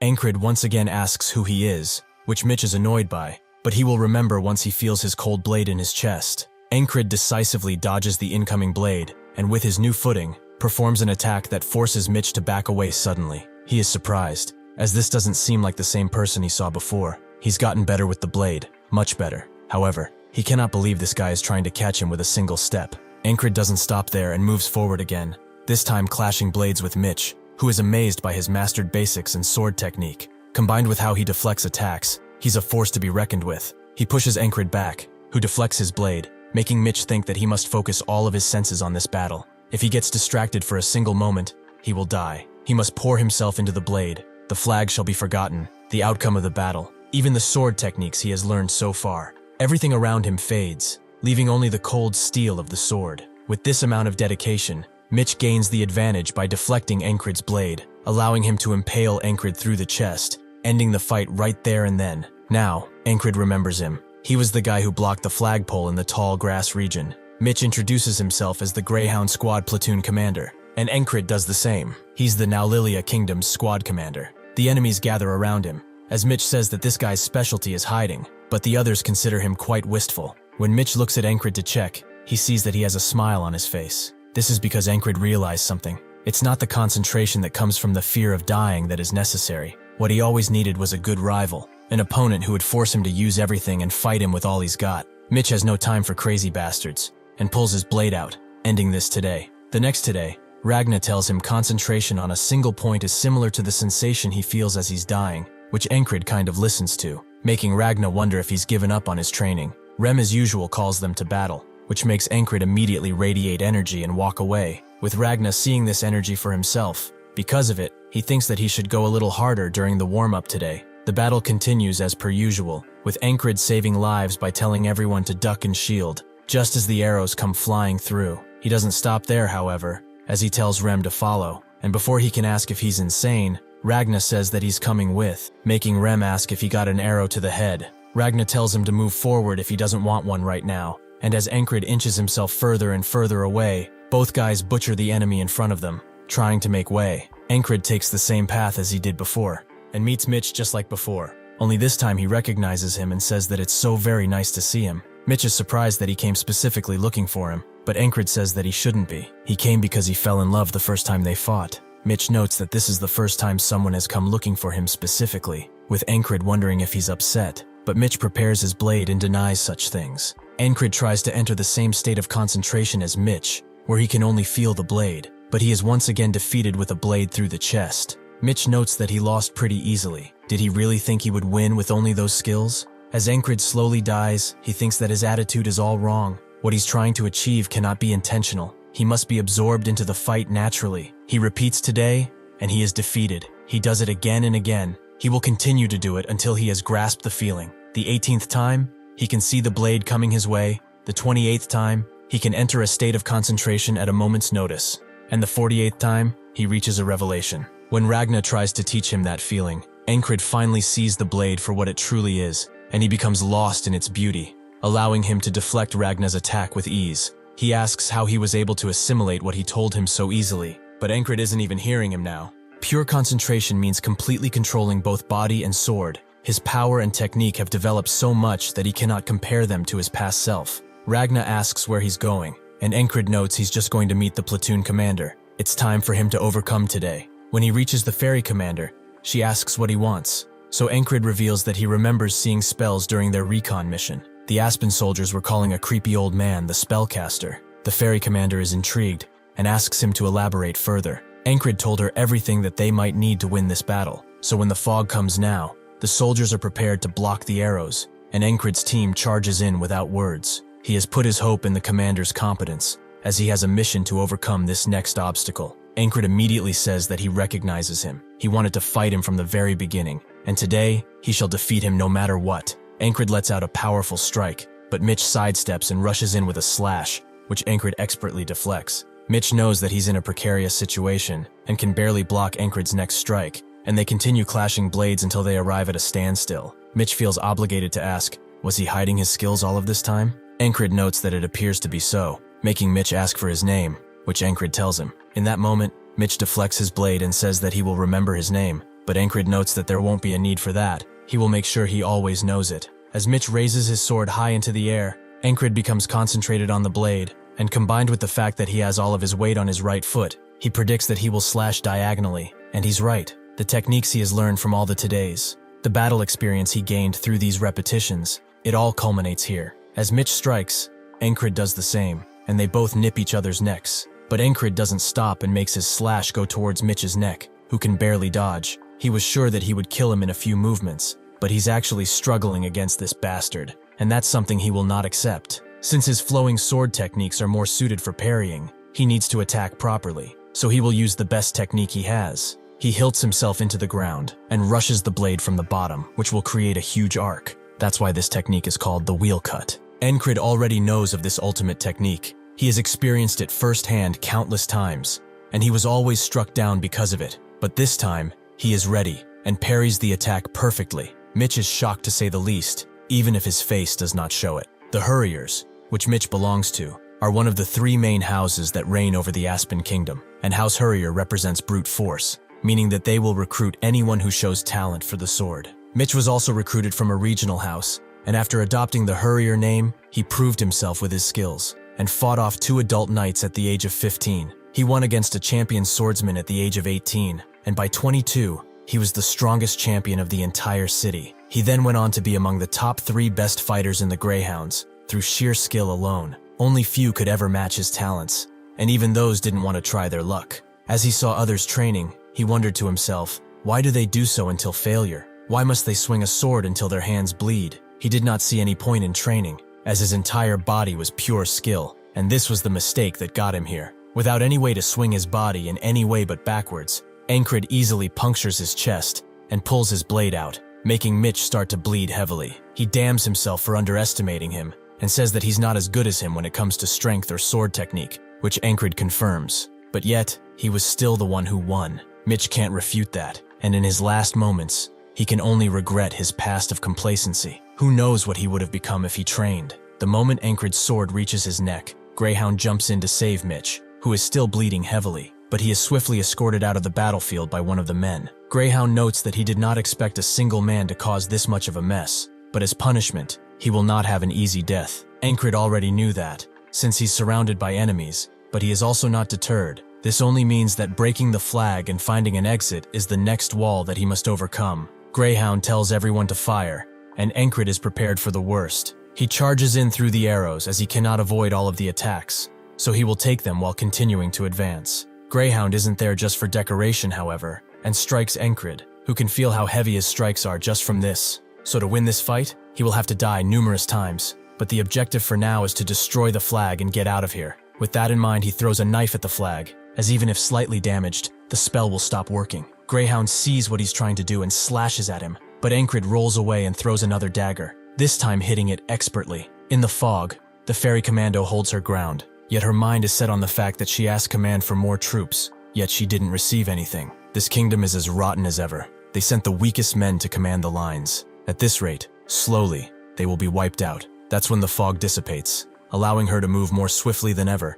and take care of the enemy with ease. She recognizes this as a chance to turn the tide of battle, so she rallies everyone to attack, which works, as they all scream and shout while charging. With the fog gone, they have a better chance, but who destroyed that spell? Perhaps it was the one who told her about it, Encrid. All bloodied and spent, Encrid knows that he messed up, as he thought that he would run into his team after the fog went, but he cannot spot a single friendly, and even he has a limit. Rem is taking care of hundreds of men, but he is actually aiming for the spellcaster, as he wants to have his head. At the same time, Ragna got completely lost, and is aiming his sword at one of the commanders, only now realizing the mistake he made. The enemies mock Encrid, as he's trudging along like a dog, and he will die like one too. Just before one of them strikes him down, the puma from the grass fields attacks the soldier, and just as the enemy is about to unleash a flurry of arrows, it cuts all of their crossbows to make them useless. The puma seems adamant in protecting Encrid, but he tells it to leave, as the man in front of them is quite special. Greyhound has had enough of this,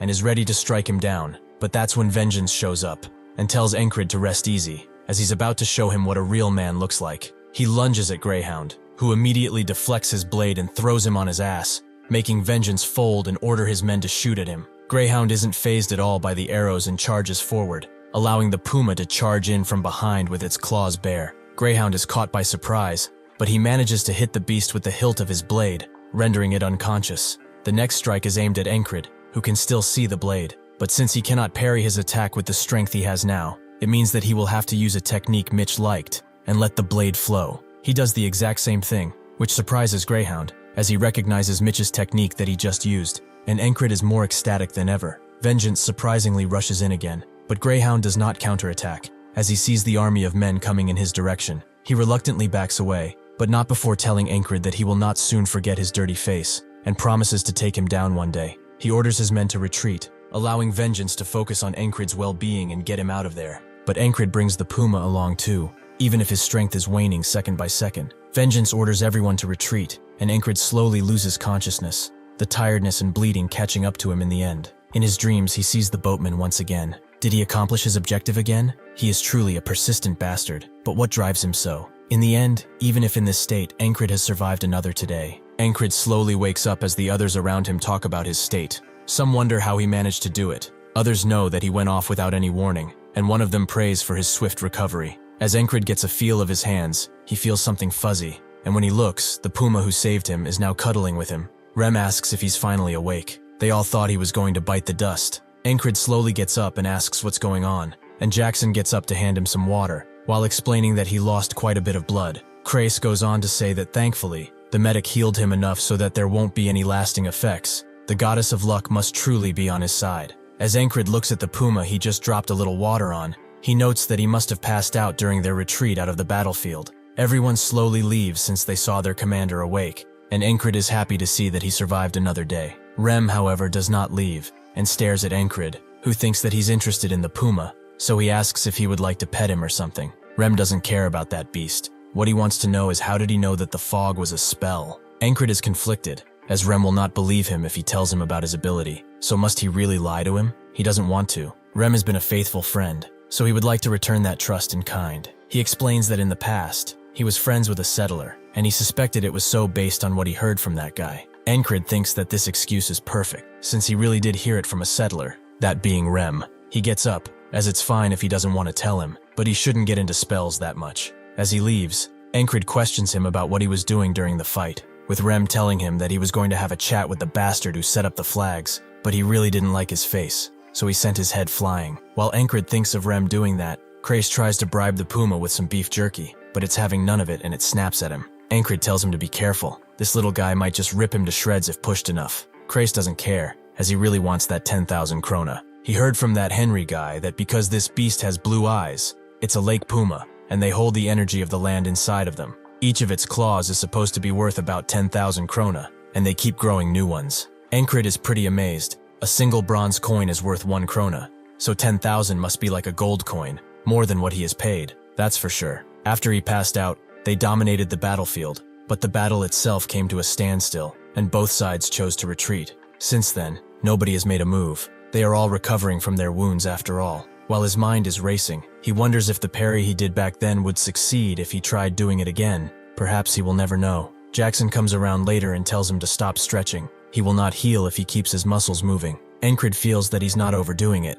so he can move at least a little. Ragna agrees with Jackson. The most he can do now is stretch like that. He should get some sleep and recover faster. Rem comes around and bumps into Ragna, asking if he's trying to spread his laziness to their commander too. And by the way, standing in the walkway like that is a dumbass move. Ragna immediately goes to fetch his sword so that they can have a fight, which prompts Encrid to ask something about it. He managed to actually use a technique he had never practiced before. He only saw. Is that a normal thing? Rem feels that it is. If he was using the heart of the beast, he could actually sense what the enemy was doing, so he would be able to understand how they swing their sword and how much strength to use. Ragna also agrees that it should be easier since he learned the basics. He also succeeded with single-point concentration, so he must have seen more than in the past. However, he actually got pretty lucky, as at his level, something like that will succeed after 100 real battles. Encrid now understands. The day that has just passed wasn't a single day for him. It was hundreds of days of overwhelming struggle. He got stronger through his hard work and determination,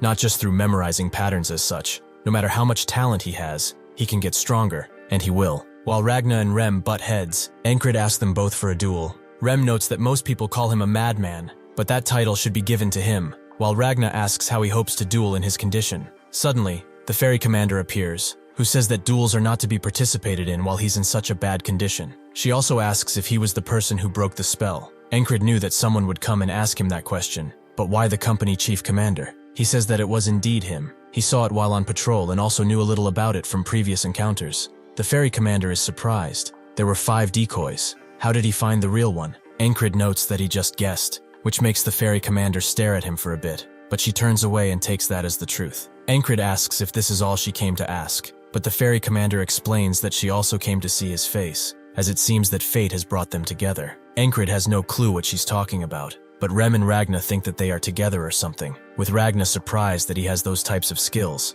Encrid tells them that it's not like that, but Crace also comes around and notes that he's the perfect guy to start a host bar with. He will make the terms favorable for him. Encrid tells him to shut up, but he also wonders why she said that. She's their boss, so this is really uncomfortable. Crace also has some news for him. A squire from the Knight Order has arrived. Encrid is surprised. Someone from the Scarlet Cloak Knight Order is here. The battalion he is a part of is named the Cypress Division, which was named after a knight, and that Cypress is a part of the Scarlet Cloak Knight Order. The knights are people who are extremely skilled, which is true even across the entire continent. That is why a Knight Order has a lot more people besides the main knights. They have squires, servants, and students. Once a squire has proved himself to his knight, they become a proto-knight, and far above that, there are the knights, who have surpassed their human limit. Squires do not fight often without their knight, so this squire is probably about to become a proto-knight. Suddenly, the bells ring, and everyone gets ready for battle. Crace thinks that they were probably waiting for this guy if they are heading to battle right now, and Rem tells Encrid to get some rest. He really does need it. Encrid is not bothered by his wounds. He wants to see that guy in action. He wants to compare himself to him. Rem sees the glow in his eyes, and tells him to come with if he wants to see him so much. It's not like they are going to do much anyway. Everyone gets lined up for battle shortly afterwards, but Encrid is most excited. He will finally see a small piece of his dream. He can finally see what it takes to become a knight. The squire walks alone to their enemies, who immediately get into position to fire their arrows at him, but he does not flinch even once, and walks steadfast. The enemy commander tells them to fire, making hundreds if not thousands of arrows fly towards the squire, who waits until they are close enough. After that, he crouches down and gathers wind at his feet, which Ragna recognizes as determination. After charging enough, the squire sprints through the arrows and arrives directly at the enemy's front line. It's filled with shields and spears. But the squire is not stopped. As with one strike, he takes out that entire front line and sends his enemies flying. Encrid is astounded, but also frightened. Even the commander doesn't know what to say, but he has nothing to say, as the squire starts cleaving through them left and right without mercy. Everyone starts to retreat at the sight. They will not needlessly sacrifice their lives, but the commander tells them to hold the line, before his head gets chopped off cleanly. As the squire stands on the head of the commander's horse, everyone has different opinions about him. Rem is not surprised by how skilled he is. They are called war specialists for a reason, right? Ragna feels that he should be able to at least hold the line against him, and Jackson notices that the enemy had at least 5 chances to stop his advance. The enemy commander was a fool. Krace is only glad that this will be over without them needing to do much, but Encrid starts to ponder heavily. Is he using the righteous sword? But that's not it. It has elements of the heavy and swift sword in it too. The righteous sword is a just and intricate technique that lures the opponent into the user's moves. The heavy sword is, like the name suggests, a heavy sword technique. It uses strength to cut through everything and dominate no matter what. The confounding sword is the most confusing technique, as it tricks the opponent and allows easy ambushes. The Valen sword is a subsidiary of this technique. The swift sword is the fastest sword technique. It overwhelms the opponent with sheer speed. The flowing sword is a soft and gentle technique. It parries the opponent's attacks and retaliation in kind. Encrid can see both heavy and swift swords in that squire. They are both vying for control. He breathes in and regathers his thoughts. Even if different in character, all techniques started from a single source. If one is to understand the resemblance between all 5 techniques and wield the sword like it is a living, breathing object, perhaps then they will be able to do this too. He closes his eyes as the army charges in, with Rem and Ragna noticing that their squad leader is meditating. Rem smiles and tells them that the squad leader is about to overcome something, so they will allow nobody to disturb him. Encrid knows that nothing changed, despite his understanding. Understanding is nothing. It is only a wall, something that exists only to show how much he has to climb. Soldiers fly past him into battle, but Encrid does not move.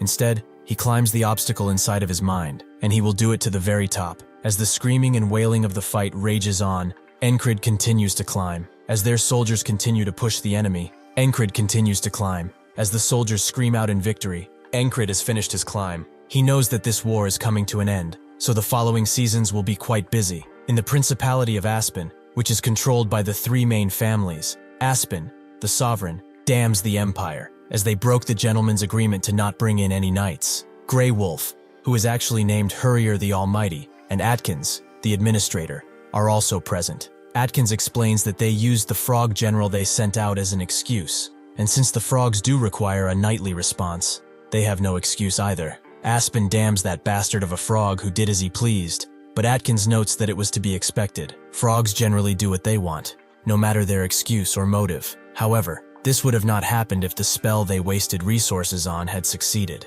Aspen becomes enraged at the Greyhounds. They must pay for this insubordination. Hurrier knows that this will not end well for them at all. After such a lengthy war, the Aspen forces headed back, and so did Encrid and his team. They all went to Border Guard, which is the kingdom's remote fortress city. Because it's close to Aspen, this place is heavily militarized, with 1 in 5 people being a soldier. A ceremony is held, praising everyone for their will and determination, which has brought them this victory. They will also reward the common soldiers who have proven themselves most useful, be it on the battlefield or out. The first one to be called out is Encrid, as he destroyed that foul spell of the Aspens, so he shall be rewarded. Everyone starts mocking him as he climbs the podium. They call him weak, and think that he did something with the commander to get this reward. Suddenly, someone from behind the trash talkers tells them to shut up, with another familiar face telling them to not talk down to that person. To them, Encrid is much more than that. He is a true man. Encrid receives quite a hefty sum of cash, which makes Krace immediately ask what he's going to do with it.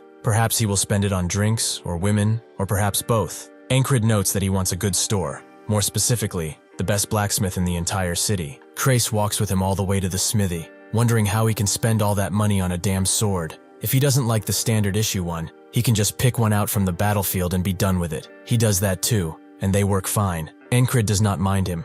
To become a knight, he needs to prove himself. More specifically, he must prove his skills. He is going to take the soldier promotion exam, as it's about time he ditches the life of a lowly foot soldier. Krace thought he wasn't interested in things like promotions, but Encrid feels that he can't stay in one place forever. Crais understands, but they must get stuff set up first. Narilla has a soldier ranking system in order to increase morale, with those stronger than the scale being considered special grades. A person is also treated differently based on their rank. To be promoted, one must have a duel with 3 of the soldiers in the rank that he is after, and win. For the soldiers that are just spectating, this is just a fun sport involving betting, which naturally Crais is the expert of, and incentivizes everyone to come and bet. The first soldier Encrid has to face is arrogant. What is a low-rank scum like him trying to achieve by going for medium rank? He won an award based on the squad's actions, and now he thinks he's some hotshot. Encrid knows this guy. Even if arrogant, he is skilled and hails from a famous mercenary group.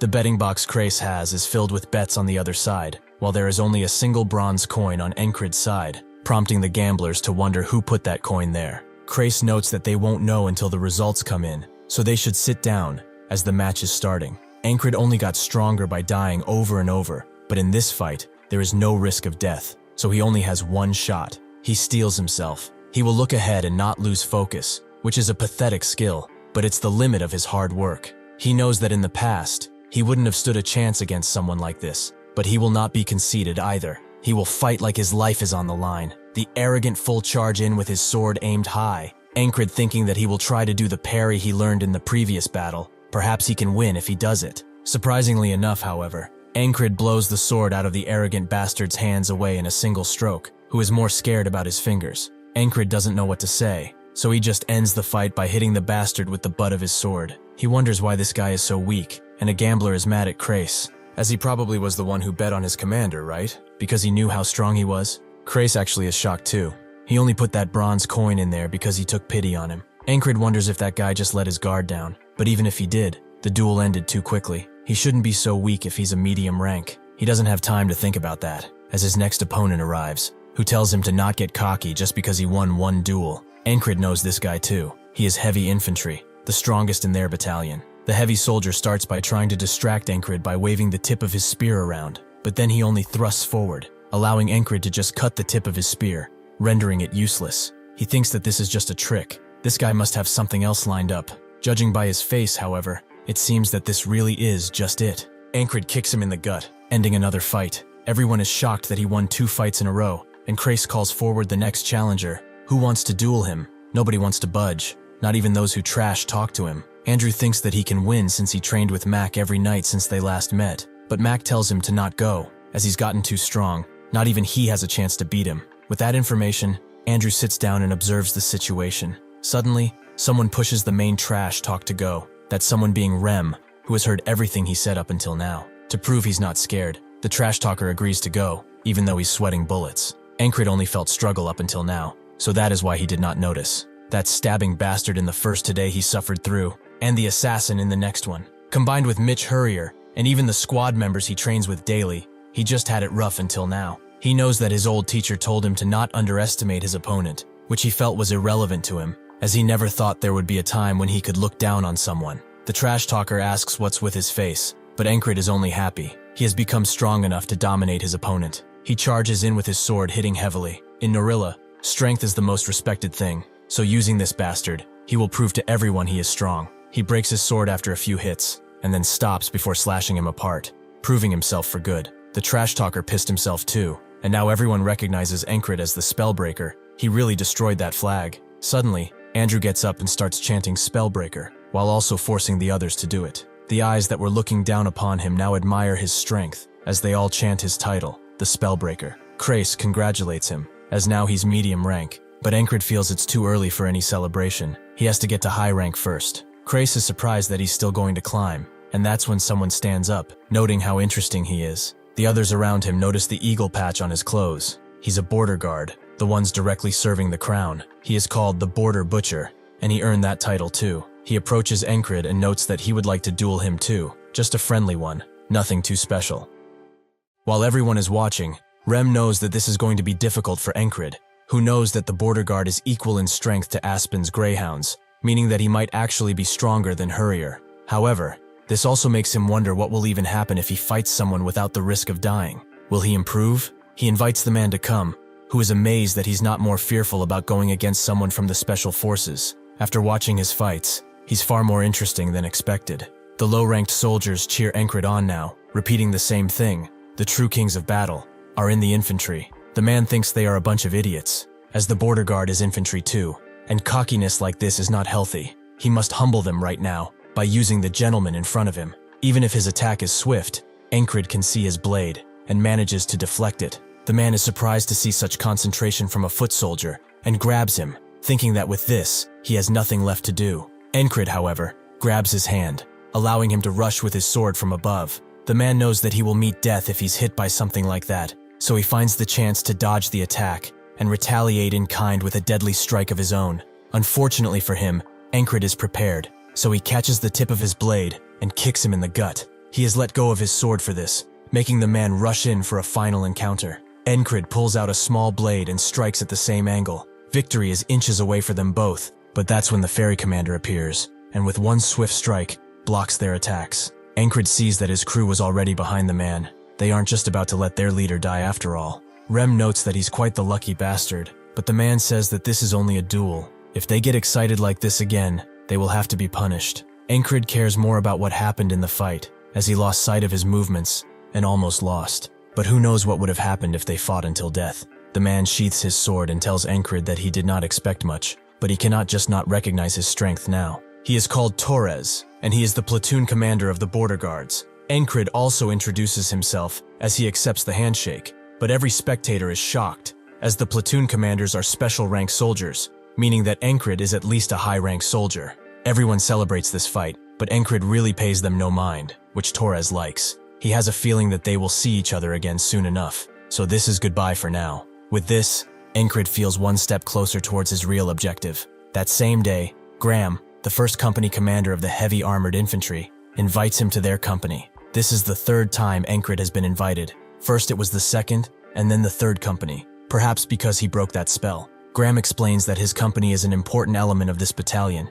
He knows that this offer is pretty important, right? Encrid knows that he will be among the elites as soon as he accepts, but he refuses, which makes Graham ask if it's about the fourth company commander. He will talk with him if need be. Encrid tells him that it's not that, and since he has such a sincere face, he will not press him any further. Encrid suggests that he send Rem his way, but nobody wants that crazy bastard in their team. Thanks to him, they survived the last battle, so he should keep at it. Crace is amazed that he's getting so many offers. Should he begin packing his bags or something? Encrid tells him that he's not going, but this only makes Crace wonder why he's rejecting every offer. Right now he will get treated well, no matter where he goes. Before Encrid can answer, Torres comes inside, wanting to ask something important of Encrid. He should come to the border guards. Encrid knows that this is an amazing offer, even better than the first company, and Rem feels the same. He would be a fool if he would reject this offer. Torres has realized as soon as they fought that he yearns for a tougher fight. If he comes with them, he will make him train and challenge his body to its limits. His coming to the border guards means that he will realize his full potential. Everyone on his team is resigned to their fate, and so Encrid opens his mouth. If he's talking about a hellish place to train in, there's no other place like this. Encrid does not simply want to reach his full potential. He wants to overcome it, little by little. The seasons change, which is unfortunate for Rem, who, despite being from a tribe, hates the cold so much he wishes he could fight it. He tells Encrid to get him some hot stones immediately, but this only makes him think of how useless this guy is while not in battle. Auden tries to get him to warm up his body by moving and training, but Rem refuses to get rid of his blankie, making Auden ask Encrid if he would like to train, as he will surely thaw his frozen muscles. Encrid excuses himself, as he's on patrol duty right now, so he gets out of the cabin, but not before Rem screams at him to get some hot stones. Encrid is also surprised by how the season changed. At first it got a little chilly, but now it's fully winter. He goes to a populated area, where he meets with the other guards to patrol, a thing they do because of the lack of fighting. The two introduce themselves from left to right. They are Jack and Bo. Today they will be working as a team. Encrid feels something peculiar about these people, like he has heard their names before, but he lets it go for now. Jack feels honored to be on duty with the Spellbreaker, and Bo heard that he got promoted really quickly. To be able to go from the lowest to one of the higher ranks is amazing, but Encrid says that he only got lucky. Jack wants to see how strong he actually is, so he invites him to a duel, which Encrid accepts. After a while of walking, Jack feels that someone cursed him to have to go on patrol in this weather, with Bo agreeing that it's pretty cold. But Encrid does not get why they are so close to him. As they continue their walk through the market, a small hooded figure appears out of the shadows. and suddenly slips towards Encrid. He tries to grab the person, thinking that they are just a kid, but the hooded man suddenly pulls a dagger and stabs it directly in Encrid's chest before he can ever react. Jack and Bo play it out like he's drunk or something, hiding him from the crowd directly. These three are working together. The hooded person asks if he's surprised, but he should know, the Greyhounds never forget a target. Encrid can see that this is a half-fairy, probably an assassin sent by Aspen for breaking the spell. The assassin pulls out his knife brutally, leaving him to die, and Jack tells Rotten to get out of here, as their mission is a success. Encrid remembers them now. They were the wounded recon soldiers, according to Crace. He said that they were hurt a lot, but now he can see that it was an excuse to make contact with Aspen. In this situation, he's 4 against 1, and he will conquer it. Now though, he falls to the ground, bleeding out from his wound and dying on the spot. He wakes up once again, violently getting out of bed, which confuses Rem, but Encrid only wanted to get up with more energy. He swiftly goes outside, where he finds Auden bathing himself in cold water, causing steam to come out of his toned body. Encrid asks about his training method to heat up the body, which Auden confirms exists. It's something essential in wintertime.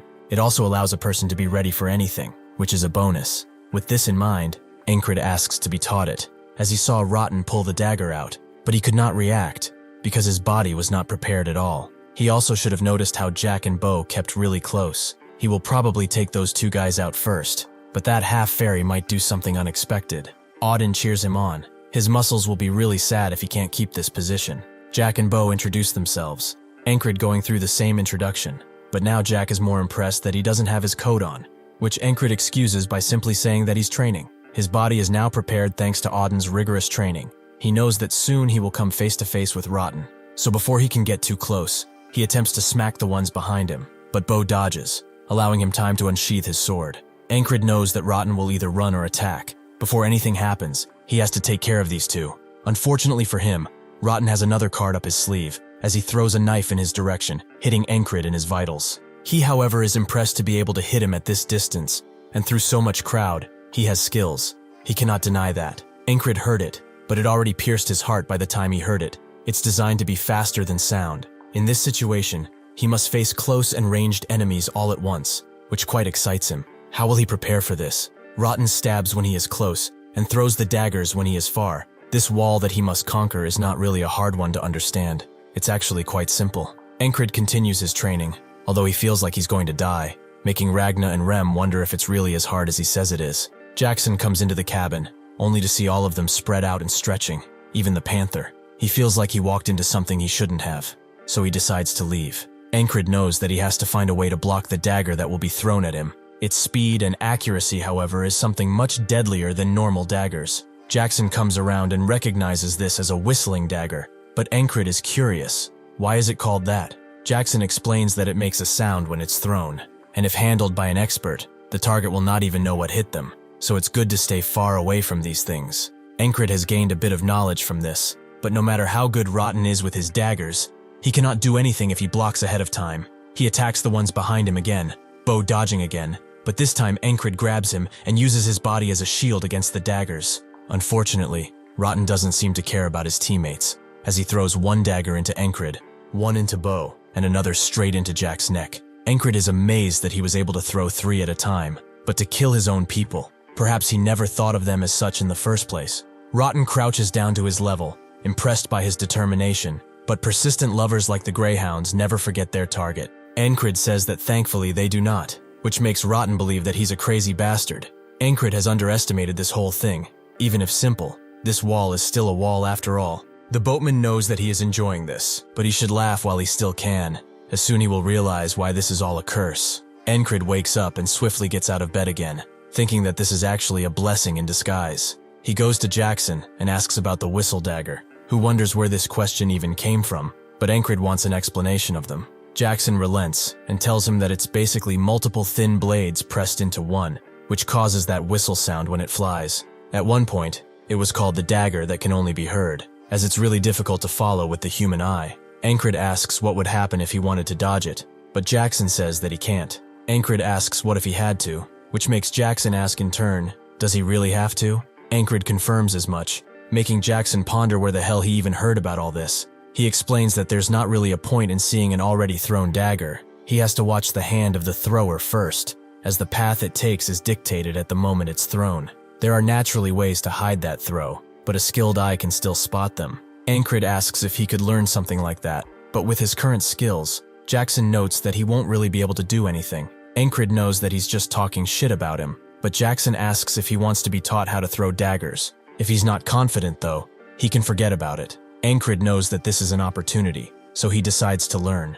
Later he meets up with Jack and Bo, remembering what Jackson said to him. The moment he throws, he should relax his entire body and focus as the blade leaves his hand. Seeing and dodging it is basically the same. As soon as Rotten shows up, Encrid unsheathes his sword and instantly kills Jack, with Bo not offering much resistance either. Everyone around him runs away in a panic, allowing Encrid to focus on his real opponent. He can see him switch from relaxed to focused. He can avoid dying instantly if he protects his heart, so that's what he does. Encrid does manage to block the first dagger using his hand, but the second one goes directly in his chest. They are incredibly fast, and even if it was only for a split second, he saw it. In that split second, he saw the dagger come to him. Rotten approaches and prepares to say the same line, but Encrid already knows.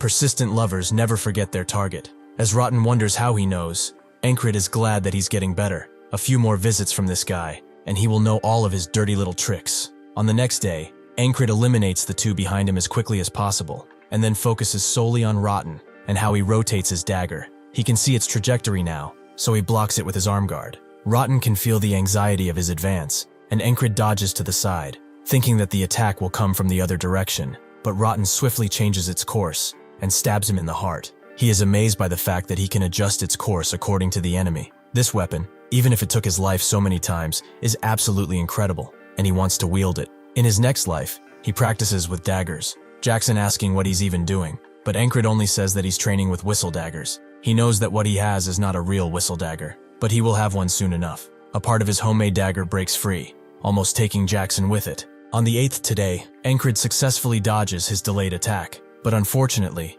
it seems that he has another problem. A sharpshooter eliminates him from behind, meaning that he must keep him in mind the next time. On the 9th day, he successfully takes him out with a dagger, but this only delays his death, as Rotten throws a dagger at him that he cannot dodge. Encrid continues to train until he can throw daggers pretty well, but he feels that besides the basics, he's missing something important. Jackson notes that he got everything down, but where did he learn to throw like this? Encrid can't say that he learned from him, so he lies. He saw someone throw one before and he just copied them. Jackson thinks that he must be a genius to do something like that, but no matter. Has he heard of the throwing blade technique? It was created by an assassin called Georg, and the name comes from his weapon, the whistle dagger. Georg strived to create a blade without sound, thus he created a very thin, single-bladed knife, but it was too difficult to handle, which led to the production of the whistle dagger they know today. Encrid didn't expect for the dagger to have such a story, but Jackson thought that he would already know about it, since his stance is perfectly suited for the whistle dagger throwing.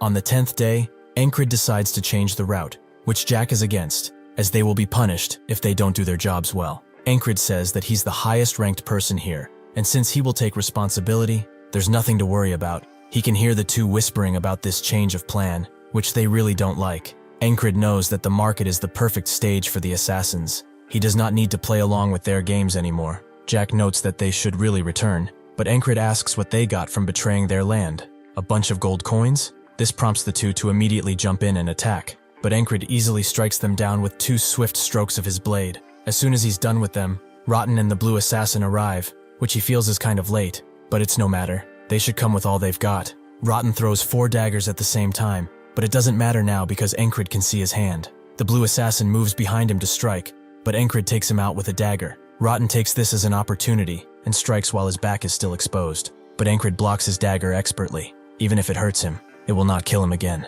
Rotten is now frightened and asks who the hell he is, but Encrid feels that it's not for him to know. Anyhow, how many of these beautiful weapons does he have on his person?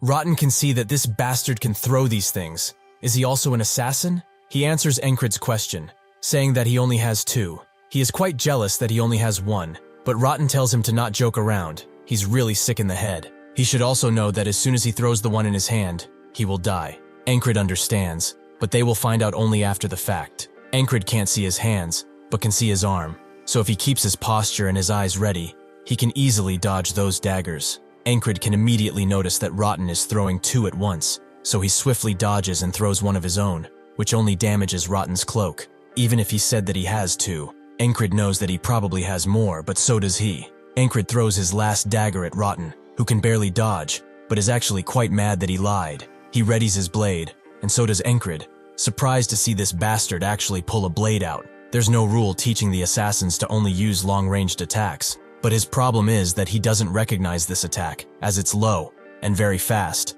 Unfortunately for Rotten, it doesn't matter anymore. He grabs his hand with extreme swiftness and announces that this is the end. With a chop to the forehead, he ends Rotten's miserable life. He has climbed over this wall with only 10 tries, fighting, losing, and getting stronger to eventually succeed. These things have come to give him alive. He looks at Rotten's body and opens his clothes, revealing a bandolier of knives that he really wants. He goes to report to the ferry commander about what just happened while wearing that same bandolier, saying that all of this was once again just mere coincidence. The ferry commander wonders if it's still a coincidence that he only got off with a scratch against 3 people, but Encrid says that the goddess of luck is really on his side. The ferry commander eyes him for a moment, before giving up and telling him to return to his post. He does just that and returns to his squad lodging, but as soon as he opens the door, an axe flies at his face, which he only has seconds to dodge. This was naturally thrown by Rem, who is glad to see that he dodged his sneak attack. Encrid asks if he has gone insane, but Rem was only training him, because he has assassins on his ass after all. As revenge, he suddenly gives Rem a hot stone and tells him to eat it. Rem believes that it's a potato at first, only for his hands to burn the moment he touches it. Encrid notices that his hair has grown pretty long, so he tells Crace to give him a haircut. He asks for 10 coppers. Encrid says 5, and they meet at 8. As Encrid gets said haircut, he tells Crace that he's charging more now. Does he not get a squad discount? Crace tells him to go to one in the city if he doesn't like the price, but Encrid refuses. The ones in the city suck after all. The snow continues to fall, and Crace notices how cold it is. Rem doesn't like the snow and cold at all, which Ragna agrees with. Auden believes it's a test from God, and Encrid wonders why they are all out here in the first place. He also thinks of how the assassins get into the border guard, and when exactly did they turn. He asks Kreis if he knows where Jack, Bo, and Rotten are from, who actually knows. Jack was forced to conscript after he was caught as a pickpocket, and Bo insulted a noble right in his face. Rem can't believe how fine these people were, and Encrid agrees. As for Rotten, he was from a failed merchant association, a mercenary by profession. They all joined in the past year. They must have been in a guild together. Encrid thinks about it. He can only deduce one thing from a guild that left its members a year ago. The Thieves Guild. It's a guild only in name, really, as in reality it's a place filled with thieves. A Thieves Guild member would know the entire city easily, so it makes sense. He asks Jackson if he knows anything about this Thieves Guild, who wonders why he asked him, but Encrid thought he might know. Jackson can't believe that he has become so brazen, but tells him that after the restructure, his contact with the guild has been cut off, so he doesn't know anymore. Kreis is finally done with his haircut. Encrid is only surprised by how much it's snowing, which makes Jackson say that he will be out in the city tonight. Rem knows that he's trying to get out of shoveling duty, which he will not let him do. Encrid sees this and tells them that they should go on a mission. If they agree, they won't have to shovel snow. Everyone immediately agrees, even Kreis, but Encrid still has to get permission from the company commander. Ragna calls him lazy for not even doing that, so they all retreat inside, patiently waiting for him to do it. Encrid tells the ferry commander that he believes the Thieves Guild is behind the assassins, and he wants to bust them while he can. They both look at each other, as the ferry commander feels something strange about this request. Is he sure that he's not doing this to skip snow duty? Encrid denies that fact, although he cannot believe how sharp this woman is. As the squad walks through the city, Kreis wonders where the Thieves Guild thing came from. He's probably talking about the Gilfin Guild, but does he even have any info on them? Encrid does not. That is why they are here to get it. He tells Jackson that they will wait at the inn while he finds out where they are. Jackson asks how he's supposed to do that, but Encrid tells him to figure it out. Kreis really doesn't like that order, as it's extremely vague, but Jackson understands, making Kreis believe that perhaps he is the weird one here. They arrive at an inn, where they all have a bunch of food. Kreis asks Encrid what he will do if the Gilfins are innocent, but Encrid doesn't really care. Even if not involved with those assassins, they are still criminals, and they need to get cleared out sooner rather than later. Kreis has already become acquainted with their server, Lesa, and whispers something in her ear. Encrid does not pay it much mind, but wonders where Jackson is, as he's late. Even though he has skills, he's starting with no real clues. He wonders if his orders were too vague, to the point that he feels bad for him. Jackson is propped up somewhere high, looking around and not moving at all, letting the snow fall on him. He suddenly notices 2 strange figures, which gives him an idea. Encrid asks Kreis if he knows that woman, and tells him that she's Lesa, her father is a shoemaker, and her dream is to open up an inn in the big capital. Encrid is surprised by how much he knows, but Grace only knows so much because she might be a valued customer. Jackson finally comes back, covered in snow and freezing, only to see everyone enjoying a warm meal while in a warm place. Encrid notices his annoyance and tells him to eat, but Jackson believes that they shouldn't wait and go right now. Rem doesn't want to, as it's cold outside, but Jackson asks if he wants a shower in his own blood. He promises it will be the warmest thing right now. Encrid agrees that they should go now, but the snow is quite immobilizing, so they need to be careful and leave when it stops snowing. Encrid looks out the window for a solid 5 seconds, and then says that it won't stop, so they should go. Grace asks if he didn't just say they will wait, but Encrid has been careful enough. As they walk through the slums, 2 beggars notice them and pull out their daggers, charging the group with murder in their eyes. Rem immediately turns to them with a smile and smashes one with his axe before smashing the other with his fist. Rem asks Jackson if these are his rat buddies, with Christ believing that they are from the Gilfin Guild. Jackson discovers the entrance to their hideout, but it seems to be locked. Auden tells him to move a little bit, as he will politely knock for them. He raises his fist up and knocks once, surprised to see that the door magically opened. Rem wonders what kind of knocking this is, but Encrid doesn't care, as long as the door is open. As they go in, Rem asks what he's going to ask them, but Encrid says that they should subdue them first, then they will have time to talk. They continue to approach the door, and those inside know that Encrid is coming. The leader knows that reporting their failure will be a pain, so they should take care of him themselves. One of them wonders if it's okay, as his squad is with him, but before the leader can say that they are a bunch of nobodies, Auden knocks again, but this time with his foot. Rem immediately rushes in to kill them all, but Encrid begins his speech. Those who have never killed the weak, those who can surrender, and those who do not wish to die, should throw down their weapons and cross this line. Everyone else will be killed. Rem asks why they aren't killing them now, but Encrid just wanted to look cool, and he believes that he is. The leader can't believe that a mere grunt dares to order them around, and Auden tells him that they are clouded by their demons. They will not listen until they force them to. Encrid resorts to using force then, and asks their strongest to come forwards. The leader wants this to happen, and tells their strongest swordsman Wyvern to go, who immediately pulls out his blade. He wonders if he can block his blade, as he has never been beaten, but as he talks, he suddenly charges in, only for Encrid to deflect his blade and stab Wyvern in the shoulder. This is something from the Valen mercenary sword technique, to stab while talking.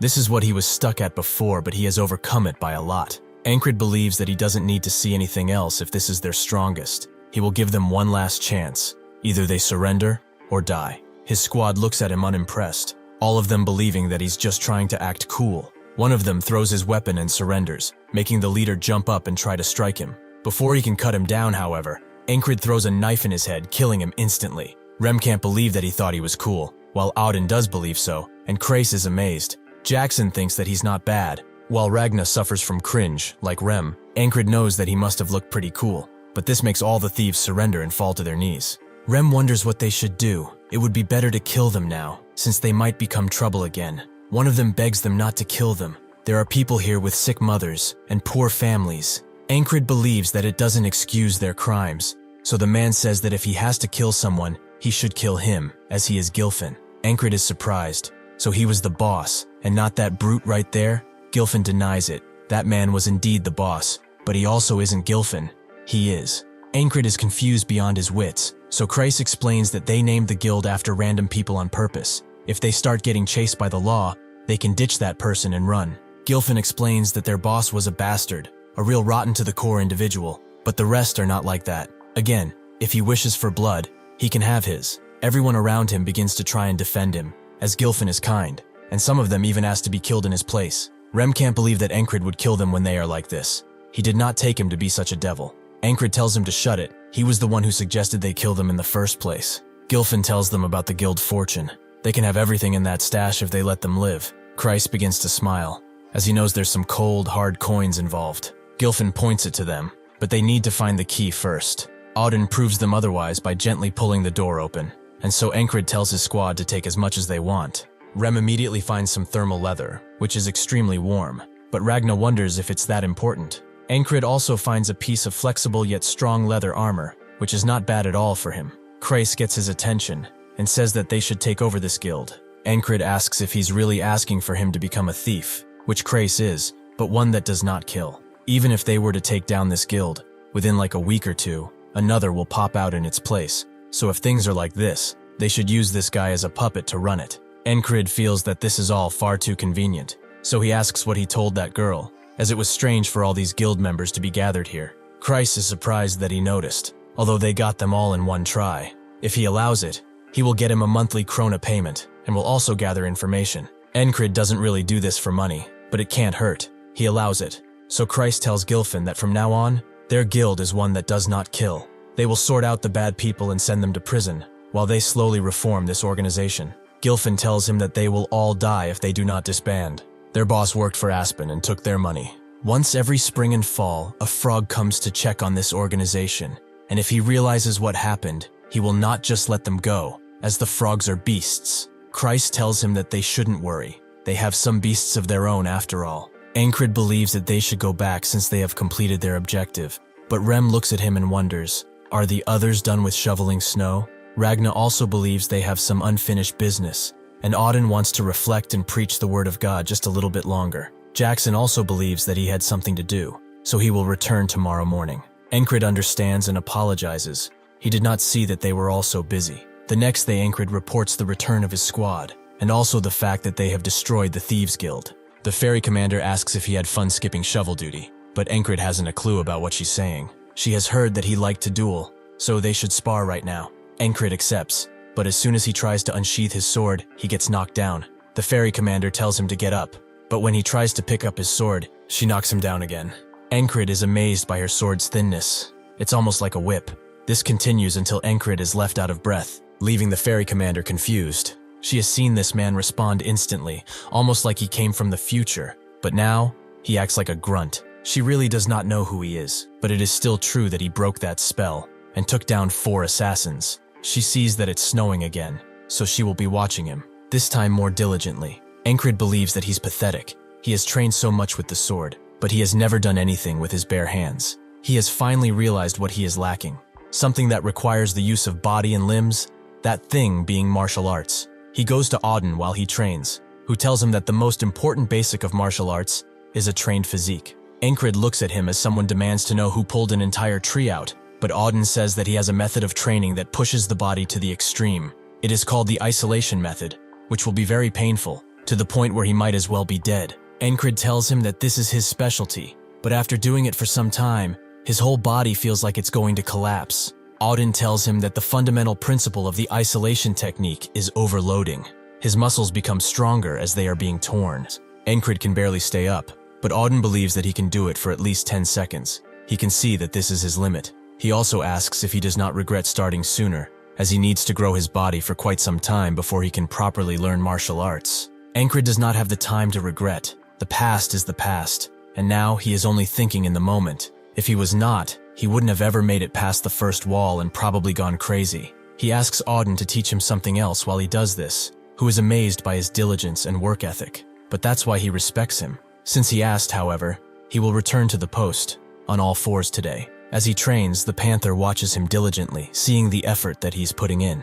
Later that night, Encrid comes inside completely beat, making Rem wonder if someone is bullying him, but he was only just training. As he lays down, the Panther lays down with him, prompting Rem to say that he needs to give it a name already. Encrid tries to name the Panther Heather, or Blackie Blue, which the Panther absolutely hates. Rem understands it. Those names should be considered abuse. Encrid thought that Blackie Blue was cute, but he will have to think of a name since it's going to stay. After falling asleep, Encrid wakes up in a mystical realm, which makes him think of the ferryman, but this does not seem like his vibe. Suddenly a woman appears behind him and she only tells him one thing. Her name is Esther. Encrid wakes up from the dream only to have the same woman by his side in bed. She is naturally embarrassed, but Encrid only wishes her a good night and hugs her tighter. The next day everything is back to normal, and Rem asks if he's going again. Isn't his body feeling sore from yesterday? Encrid is actually feeling pretty light, but that's because Esther has used her magic on him. She needs this man to free her from her curse. She cannot have him die while he throws around his body. Rem asks if he met with the priest or something, but that's not it. Encrid says that he dreamt about some woman. Rem is surprised, as he didn't take him as someone who would dream of women. But how was she? Encrid thinks back, and says that she was pretty. Esther is glad that his eyes are working fine.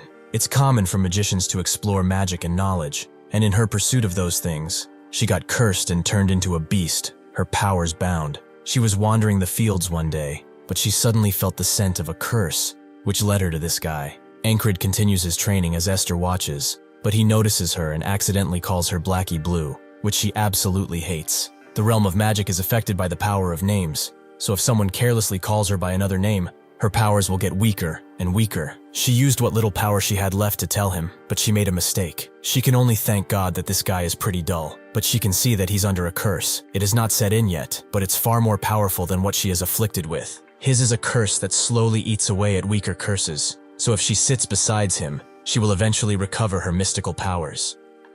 Thank you for watching. See you next time.